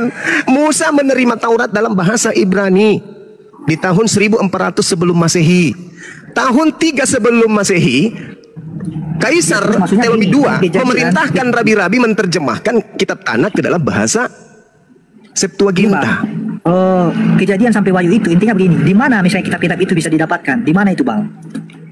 Saya kira Anda ini cerdas, rupanya error juga Bukan, rupanya. maksudnya Sama seperti Pak Bom rupanya. Abang kan tadi kan mengatakan Kejadian sampai Wahyu itu tidak valid, ya kan? Ya memang nggak valid. Nah, tidak valid berarti Ya. maksudnya gini. Keasliannya itu di mana? Yang asli. Kitabnya Nabi Musa itu berbahasa Indonesia atau bahasa Ibrani? Iya, memang kalau dari terjemahan jelas lah bukan bahasa Indonesia. Ya, jelas, sudah nggak valid. Namanya berarti. terjemahan. Namanya Kalau- terjemahan berarti tidak asli. Nah, saya tanya berarti gini. Ya, kalau ada memang kitab yang mendekati original teksnya, Bang. Yang aslinya misalnya. Nah, itu di mana? Itu di mana? Kalau Abang mengatakan itu bukan Bible- tugas saya Nah, Abang- menunjukkan itu Abang kan bukan maksudnya tugas saya. mendalilkan, Bang. Abang kan mendalilkan. Abang kan mengatakan Bahlul ini kan- juga lama-lama ini anak. Enggak, maksudnya Sekarang Abang saya kan tanya, mendalilkan. sekarang saya tanya sama saudara, kitab yang dibawa oleh Belanda masuk ke Nusantara ini itu milik Nabi Musa. Itu semuanya kitab terjemahan. Nah, kalau valid nggak itu? apabila Valid nggak itu? Valid Ya, nggak itu kalau sebagai memang- kitabnya kalau Nabi dalam Musa? terjemahan, Ku kalau tanya dalam- dulu saudara, dalam valid terjemahan. tidak itu? Valid dalam- tidak itu? Iya, gini, Valid dalam tidak itu terjemahan. sebagai kitabnya Nabi Musa? Dalam Valid terjemahan itu ada banyak Saya kesalahan. tanya, valid Ada tidak banyak itu sebagai kesalahan. kitabnya Nabi Musa? Valid Karena tidak ada itu banyak sebagai kesalahan makanya tidak valid. Karena ada tidak banyak kesalahan. valid. Anda Makanya sendiri saya minta- mengatakan tidak valid, Bu. Makanya saya minta gini, kan tadi Kenapa Abang minta kan ke saya? mengatakan kan, Itu bukan kitab saya, minta. itu kitabnya Nabi Musa. Kenapa minta ke saya? Yang ada sekarang ini adalah kitab yang tidak valid. Selesai. Maksudnya Abang kan tadi menuduhkan. Kemudian saya minta, di mana dalilnya? Atau bukan dalil, tapi di mana kitab yang asli itu, Bang? Ya, Otomatis sakit, ketika Bang. ada orang yang mengucapkan itu tidak valid, berarti Oh, jadi ada kemungkinan dia jadi tahu menurut juga saudara, aslinya di mana. jadi menurut saudara tetap aja valid terjemahan ini sebagai kitabnya Nabi Musa karena tidak bisa kita tunjukkan kitabnya Nabi Musa lagi gitu. Bukan, oke lah, bukan begitu. Tapi bagi Sakit saya otak mendengar Anda ini. pernyataan. Saya mengejar Itu- pernyataan Abang Suma kan. Ya, itu aja Bang. Saya mengejar pernyataan Abang Suma aja. Katakan itu tidak valid sebagai kitabnya Nabi Musa karena memang bukan kitabnya Nabi Musa. Terus Anda mencari-cari alasan. Kalau begitu tunjukkan apa tanggung jawab saya untuk menjelaskan itu. Itu bukan kitab saya, itu kitabnya Bani Israel. Begitu juga ajaran Yesus. Yesus mengajarkan kepada murid-muridnya, bukan kepada Kristen, bukan kepada Lukas, bukan kepada Paulus, bukan kepada Markus, bukan kepada penulis Matius, bukan kepada penulis Yohanes, kepada muridnya. Kenapa? Karena menurut penyelidikan yang dilakukan penulis Yohanes, segala muridnya, semua muridnya tahu dengan benar dan percaya bahwa Yesus adalah utusan. Jadi kalau ada kemudian penulis-penulis, wartawan yang datang setelahnya mengatakan Yesus adalah Tuhan itu sendiri, itu wartawan Oke. tidak terdaftar. Oke. Bukan murid Yesus itu. Baik, saya tidak akan pernah mempertanyakan lagi ke Bang Suma kalau dari mana, di mana letak keaslian kitab itu atau disimpan di mana. Oke, saya nggak tanya itu ya. Sekarang saya perubah pertanyaan saya, oke Bang. Sekarang saya tanya Silakan. lagi, kalau memang yang digunakan ini tidaklah valid, mengapa Abang Suma kebanyakan memakai argumentasi yang berasal dari Alkitab? Ayat-ayat Oke. yang Abang Suma pakai. Kenapa? Oke, baik. Kalau di dalam Al-Quran, ya dikatakan saya nggak tanya Al-Quran. Loh, kan Anda bertanya kenapa? Kan Al-Quran saya mengatakan bahwa kitab Anda itu adalah kitab Salome. Sederhana kan? Anda kan bertanya kenapa Anda masih menggunakan? Karena kitab Anda itu kitab Salome. Kenapa kitab Salome? Ya karena mencampur adukan antara kebenaran dan karangan. Ya ahlal kitab lima talbisunal haqqa bil batil wa taktumul haqqa wa antum ta'lamun. Lalu kemudian bagaimana? Itu. Mengapa di satu sisi, misalnya contoh ada perkataan Yesus yang dikutip oleh Abang ya, untuk membenarkan argumentasi Abang Suma. Tetapi di satu sisi ketika kami dari pihak kekristenan mengutip pernyataan Yesus itu tidak bisa diterima. Ternyata di kitab saudara itu memang ada dua Yesus. Yesus yang asli dan Yesus yang palsu. Dari mana? Makanya ini kebanyakan yang saya minta dari tadi saya kejar. Kalau dikatakan seperti silakan ini, kejar saya. Kamu akan kutangkap. Yesus di dalam kitab saudara itu ada yang asli, ada Yesus palsu. Di dalam kitab saudara loh. Mau saya kasih data? Silakan, tetapi begini Bang, perlu diingat Bang. Saya minta Bang ya. Gimana Bang? Data yang mengatakan ya ini kebanyakan ya. Misalnya ada dikatakan kami mengambil data ya dari perkataan Yesus. Contoh misalnya Matius pasal 28. Kadangkala itu dikatakan bahwa kitab yang tidak valid atau hanya sekedar tambahan. Nah, ya, betul itu. Betul itu tambahan kan yang kalian katakan. Yes, nah, betul. Sekarang saya tanya balik Bang. Kalau itu tambahan berarti di mana misalnya ada pernyataan bahwa itu tambahan? Di mana ada kesaksian-kesaksian bahkan data-data yang mampu mendukung argumentasi dari Bang Suma? Manuskrip, kodeks ya, mana Kodeks Vatikanusnya? Saya minta Kodeks Vatikanusnya dan kodeks yang lainnya mana? Kok saya lagi yang punya tugas itu? Kalian lah yang punya tugas. Di dalam Sinaiticus Vatikanus itu tidak ada kemudian data 16, 17, 18, 19, 20 di dalam Matius 28 itu. Oke, bisa tolong ditampilkan. Kami mempercayai bahwa Matius 28 itu bukan kitab tambahan. Nah, karena kami mempercayai itu bukan kitab tambahan dan Bang Suma mengatakan oh enggak itu kitab tambahan. Nah, tolong tunjukkan data untuk mendukung argumentasi dari Bang Suma. Oke, sekarang baca nomor 15-nya dari 28. Oke, logika aja. Silakan. Bukan isi itu. Itu kan akan keluar dari ayat, itu akan keluar dari Alkitab, Bang. Kan begini, kita kalau berbicara manuskrip, Bang, itu akan keluar dari Alkitab yang ada sekarang ini, Bang, dari Matius 28 itu. Jadi mohon tunjukkan dari manuskrip yang mana, misalnya dari Kodeks Vatikanus atau kodeks apalah. Yang beberapa macam kodeks itu tunjukkan, Bang. Sekarang begini, saudara. Saya tanya dulu akarnya dulu.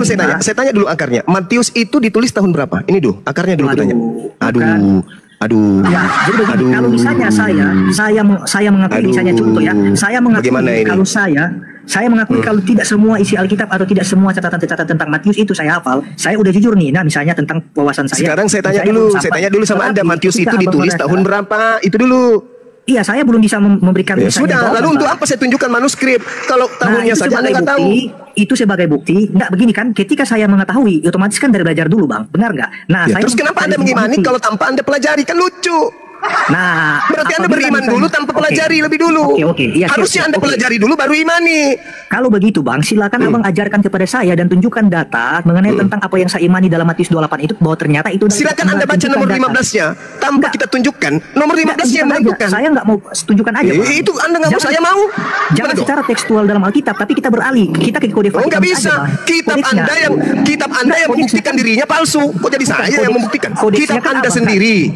Kitab Anda sendiri yang membuktikan dirinya palsu. Buka. Jadi Matius 28 nomor 15. Buka dong. Jangan gengsi dong. Saya minta Anda baca Matius 28 nomor 15. Silakan Anda baca. Kan abang kan mendalilkan tadi Abang bilang begini bahwa Matius itu kitab tambahan 28. Ya memang tambahan. Ya, memang tambahan.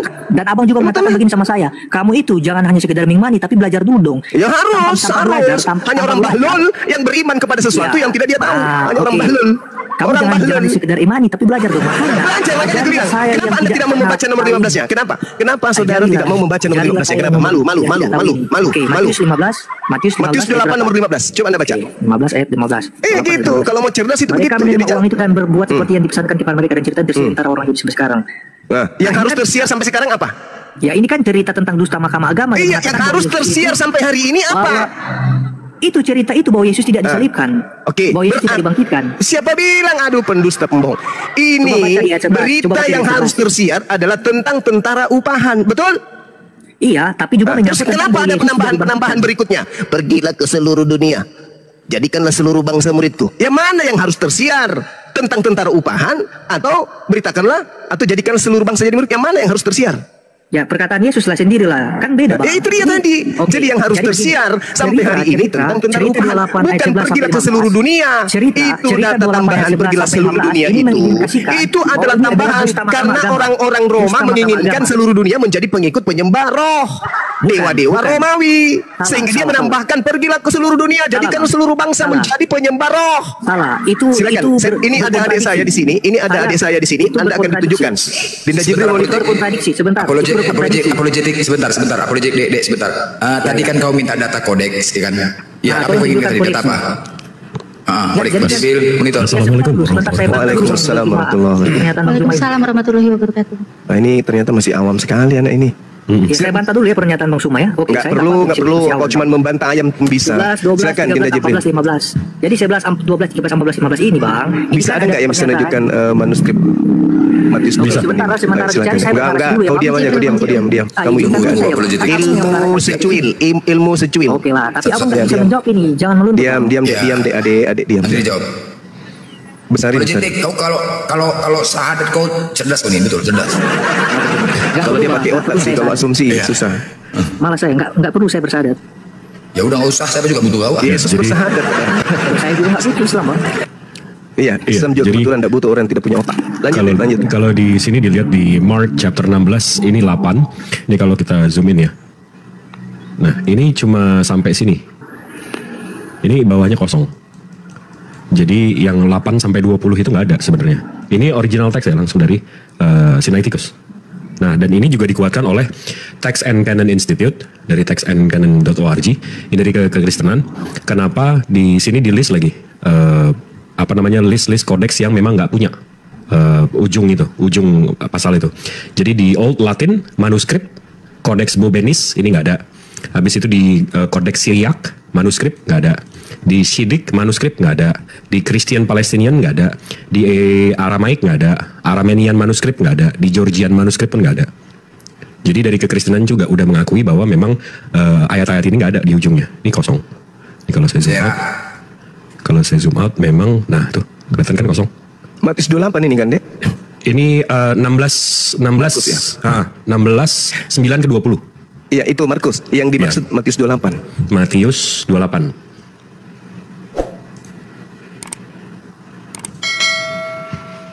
Matius 28 Sinai ya. Iya. Vatikanus ada nggak dengan Sinai? Sinai sampai 20 ayatnya.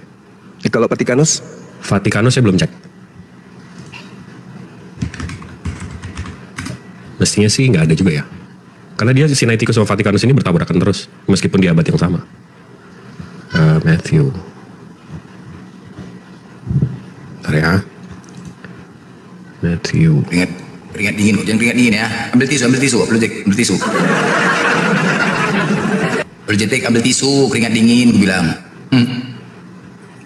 Oke, sudah selesai, Bang.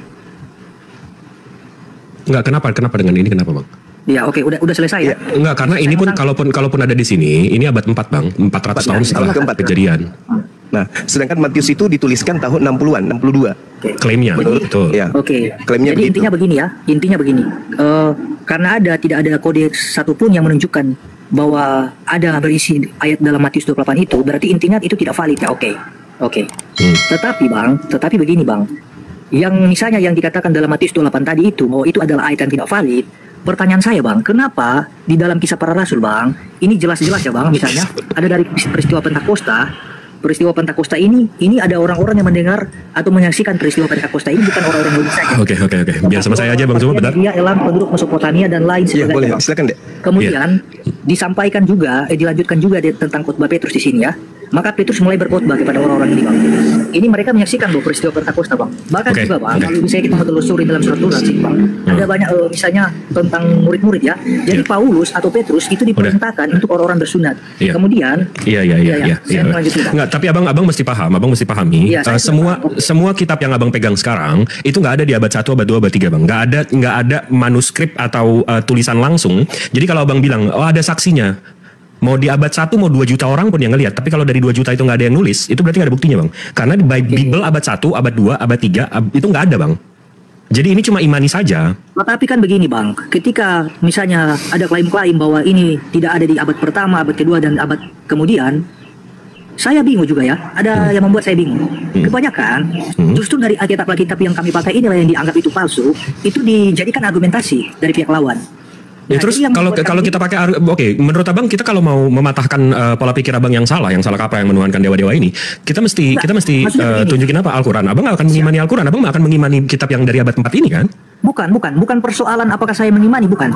Jadi begini, ketika disampaikan argumentasinya dan itu bersumber dari Al-Quran, Ya itu karena kepercayaan kalian, kitab suci kalian itu valid menurut kalian. Dan saya hanya sekedar batas mendengarkan. Tetapi apabila bukan, tapi Al-Quran saya bisa buktikan, saya bisa tunjukkan abang sekarang Al-Quran yang abad 7, yang satu abad dengan Rasulnya, dengan penerima wahyunya. Saya bisa cocokkan dengan Al-Quran yang 14 abad setelahnya, yaitu sekarang. Bukan. Itu nggak ada perubahan. Sementara abang nggak bisa melakukan itu.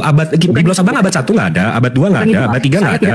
Saya tidak pernah mengatakan bahwa Al-Quran itu kitab yang tidak valid atau yang tidak asli. Enggak, saya enggak sampai situ pemikiran saya. Tetapi yang saya heran adalah ketika dikatakan bahwa Alkitab ini adalah kitab yang tidak valid, Bang. Tidak ada di abad pertama dan abad kedua dan abad yang kemudian daripada itu. Nah, kenapa kebanyakan Alkitab yang kami pakai ini, Bang, kebanyakan dijadikan argumentasi untuk membenarkan. Ya itu tadi saya tanya, kalau saya pakai Al-Quran, abang nggak akan mengimani juga kan? Abang mengimani kitab abang kan? Kami menunjukkan bahwa kitab abang ini, menunjukkan bahwa kitab abang ini nggak bisa dijadiin pegangan untuk iman gitu loh. Sekali lagi begini, Bang ya, kalau datanya bersumber dari Al-Quran, kan saya sudah bilang, saya tidak pernah persoalkan, oke lah, mau urusan saya mau terima atau nyanda, yang terpenting kalian pakai data yang dari kalian dan yang sesuai yang kalian imani. Tetapi kemudian kalau kalian memakai data dari kami yaitu Alkitab, dan kemudian di satu sisi juga kalian mengatakan ini standar ganda ya, Bang. Di satu sisi itu dijadikan sebagai suatu kebenaran untuk membela argumentasi kalian, tetapi di satu sisi itu dijadikan sesuatu yang bahkan disebut anatema ya. Ya, abang tahu nggak kenapa kami membahas ini? Karena abang menyamakan, abang menggunakan kata Allah, Isa Al-Masih dan seterusnya. Kalau abang pakai Theos, kalau abang pakai Tuhan abang, kayak orang-orang di luar negeri, kami nggak akan menyentuh karena abang mengaku ini Injil, sementara ini Evangelion, beda gitu loh. Sekali lagi begini. Abang mau nyuri diksi kami, tapi nggak mau disentuh, gimana nih? Sekali lagi begini ya, Bang. Saya bukan berarti melarang Anda untuk silakanlah. Kemudian silakan kalau Anda ingin memakai argumentasi yang bersumber dari Bible. Maksudnya begini, bukan begitu. Kalau Anda ingin memakai ayat-ayat dari Alkitab, abang napas dulu, santai aja. Anda, misalnya, Anda ingin membenarkan argumentasi Anda lewat Bible, lewat ayat-ayat yang tertera di Alkitab, silakan. Nggak apa-apa, silakan. Tetapi jangan standar ganda dong, Bang. Maksudnya? Giliran kami yang memakai, kalian bilang, oh ternyata ini Alkitab. Abang mau pakai apa? Abang mau pakai apa? Enggak, maksudnya kan kadang-kala kan saya diskusi nih, Bang. Saya diskusi. Jadi saya diskusi, giliran misalnya saya menampilkan ayat, kemudian kan sesuai dengan pernyataan Bang Suma tadi, dengan bukan Bang Suma, mungkin abang yang mengatakannya tadi. Di abad pertama itu tidak ada, abad kedua juga tidak ada, abad ketiga tidak ada. Nah, jadi bagaimana nih, Bang? Yang kalau dikatakan abad pertama, kedua, dan ketiga dan seterusnya nggak ada, lalu misalnya tadi abang mengutip argumentasi dari Alkitab, berarti itu nggak bisa dijadikan pedoman dong dalam. Untuk abang nggak bisa, karena kan iman saya kan nggak di situ, iman abang di situ. Dan batallah juga lah misalnya otoritas ayat itu untuk mendukung argumentasi Anda. Karena kan dibilang kan itu nggak. Iya itu kan dasar iman abang, bukan dasar iman saya. Abang paham nggak sih? Begini, oke, berarti iya saya paham. Berarti tidak baik dari argumentasi saya maupun Anda tidak akan pernah bisa valid kedua-duanya. Mengapa? Karena baik dari Anda maupun saya memakai argumentasi atau ayat-ayat pendukung untuk argumentasi kita. Bukan kalau abang kita makanya sebelum dari kitab yang tidak bisa dipercayai. Makanya kita udah biasanya Bang Zuma sama apologet yang lain itu udah memahami kalau abang ini udah paham bahwa kitab abang ini memang dari abad 4 nggak dari abad 1 dan itu landasan iman abang. Kalau sekiranya pernyataan ini misalnya seperti itu, ya saya no comment, saya nggak bisa melanjutkan lagi. Intinya kan ini kan bicara mengenai tentang dasar. Ya udah kalau memang jawaban abang akan imani saja ya ngapain kita diskusi? Apa gunanya, Bang? Gini, Bang ya, apa gunanya kita mendalilkan sesuatu, mengutip sesuatu, tapi dasarnya itu udah ketahuan misalnya dikatakan bahwa itu setuju. Apa gunanya misalnya? Ya setuju. Baik Anda maupun saya ketika mengutip satu ayat Alkitab tapi itu tidak dijadikan misalnya sebagai dasar yang kuat atau punya otoritas. Itu kan landasan iman abang, diulang lagi. Itu kan landasan iman abang paham gak sih, Bang? Saya percaya Alkitab ini adalah firman Tuhan. Tetapi Bang Zuma menggunakan landasan iman abang untuk mematahkan argumen abang. Valid dong, karena itu landasan abang.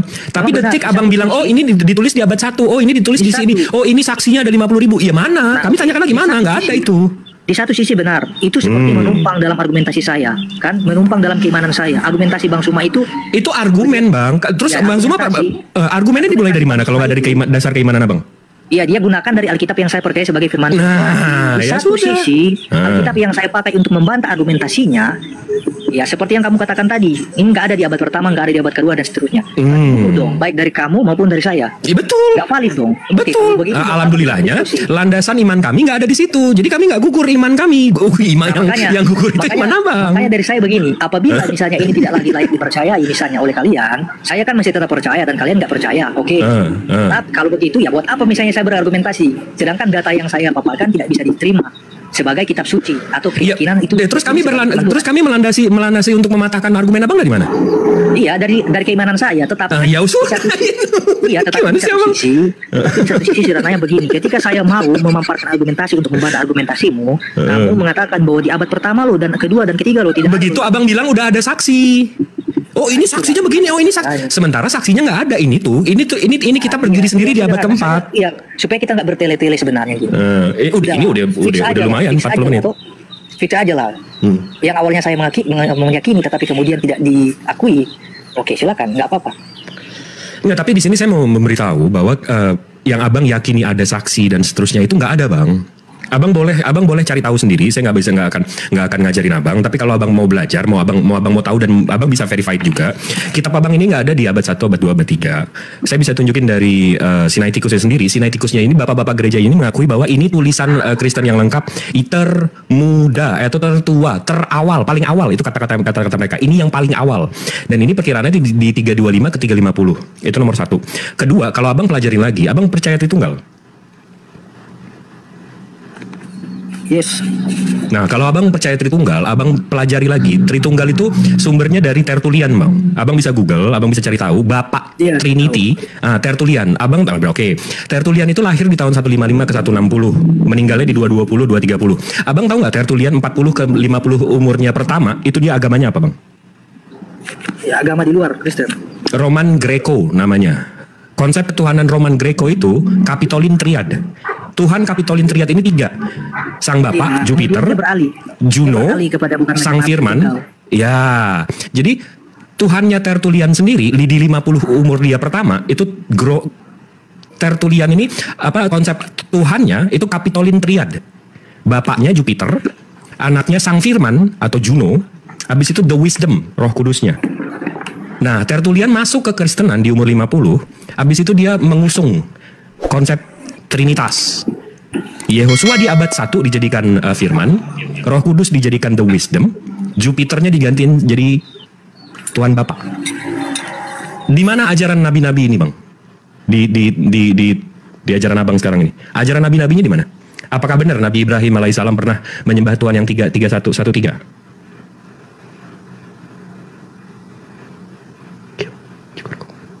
Nah, ini mentok nih kayaknya. Bang Zuma, kalau udah Zuhur, silakan. Ya, oke. Ya, jawaban saya sih simpel sih sebenarnya. Saya mengatakan kembali yang saya sudah katakan tadi bahwa kalau berbicara urusan keimanan atau keyakinan. Ini bukan soal keimanan, bang. Ini fakta sejarah. Saya nggak ngomongin keimanan dari tadi. Bukan, tadi yang dimaksudkan dengan Alkitab itu tadi. Oh, saya nggak, Tertulliannya nggak ada mau direspon. Lebih dalam ya. Saya jujur kalau misalnya saya belum bisa kaji lebih dalam mengenai tentang tokoh-tokoh orang-orang yang mencatat Alkitab, kemudian memaparkan data mengenai tentang itu. Makanya dari tadi pertanyaan saya sering kali mengulang-ulang bahwa apabila misalnya tidak valid, kemudian tolong tunjukkan datanya di mana. Dan pada akhirnya sudah ditunjukkan tadi. Nah, menyangkut tentang keyakinan, saya sudah katakan tadi bahwa kalau menyangkut tentang keyakinan, ya saya nggak bisa campur adukan ya. Jadi soal urusan orang mau percaya atau tidak, itu bukan urusan saya.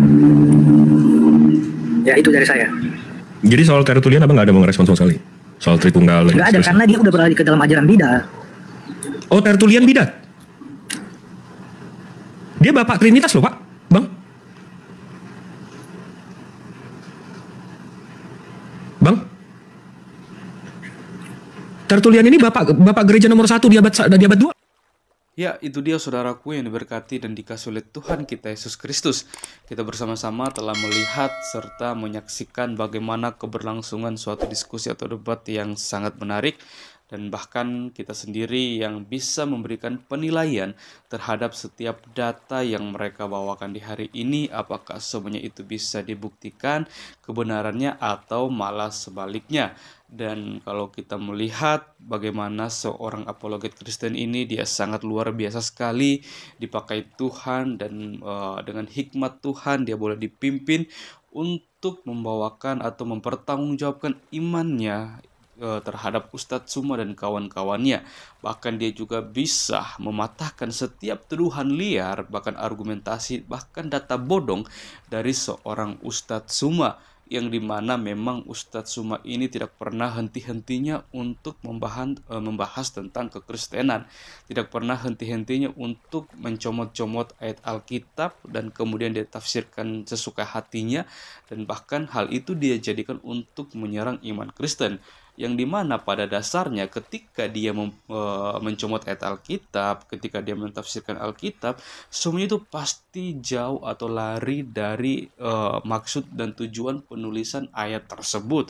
Karena apa ya? Karena memang Ustadz Suma ini ketika dia mencomot Alkitab, ketika dia mendalami ayat tersebut, bukan untuk mencari tahu apa sih sesungguhnya yang dimaksudkan oleh ayat ini, apa sih tujuan ayat ini dituliskan untuk siapa dan kepada siapa, seperti itu. Malah dia hanya membaca dan kemudian dia tafsirkan sesuai dengan pemikirannya sendiri tanpa dia menggali lebih dalam untuk mencari tahu maksud dan tujuan dari ayat tersebut, seperti itu. Sehingga ketika dia hanya mentafsirkan sesuai dengan pemikirannya sendiri, dengan sesuka hati sendiri, sehingga hal itu akan jauh atau lari dari maksud dan tujuan dari penulisan ayat tersebut, sehingga hal itulah yang sering kali dia gunakan untuk menyerang iman kekristenan, untuk melontarkan setiap tuduhan-tuduhan liar yang itu sama sekali tidak berkaitan dengan ayat tersebut atau maksud dari ayat tersebut, seperti itu.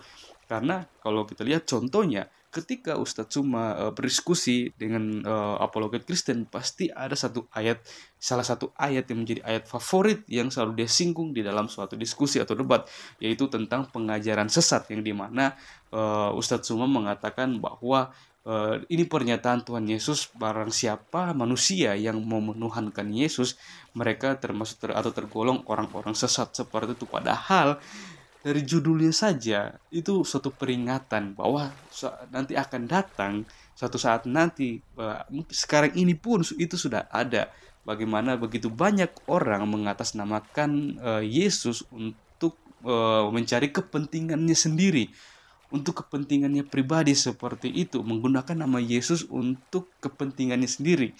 Ya, sama halnya dengan, ya kalau kita melihat ya, begitu banyak orang ketika mereka berdiskusi, ya pasti mencari sesuatu hal untuk kepentingannya sendiri, seperti itu ya. Ya sama halnya juga tentang pengajaran sesat ini, seperti itu. Dan kalau ya seandainya Ustadz Suma, sebenarnya sih kalau saya pikir Ustadz Suma ini kalau dia memang orang yang sangat cerdas dan pintar, dia pasti akan mengetahui maksud dan tujuan dari pengajaran sesat yang diajarkan oleh Yesus Kristus, seperti itu.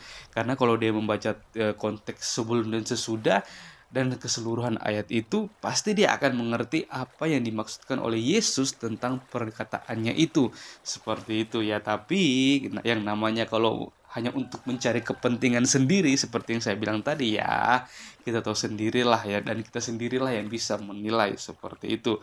Dan ya kita berharap, kita hanya bisa berdoa supaya suatu saat nanti firman Tuhan yang dipelintir, yang ditafsirkan secara liar itu bisa mengubahkan kehidupan Ustadz Suma dan membuat Ustadz Suma boleh melihat bagaimana keselamatan, anugerah yang diberikan oleh Allah melalui Yesus Kristus untuk kita umat manusia yang berdosa ini.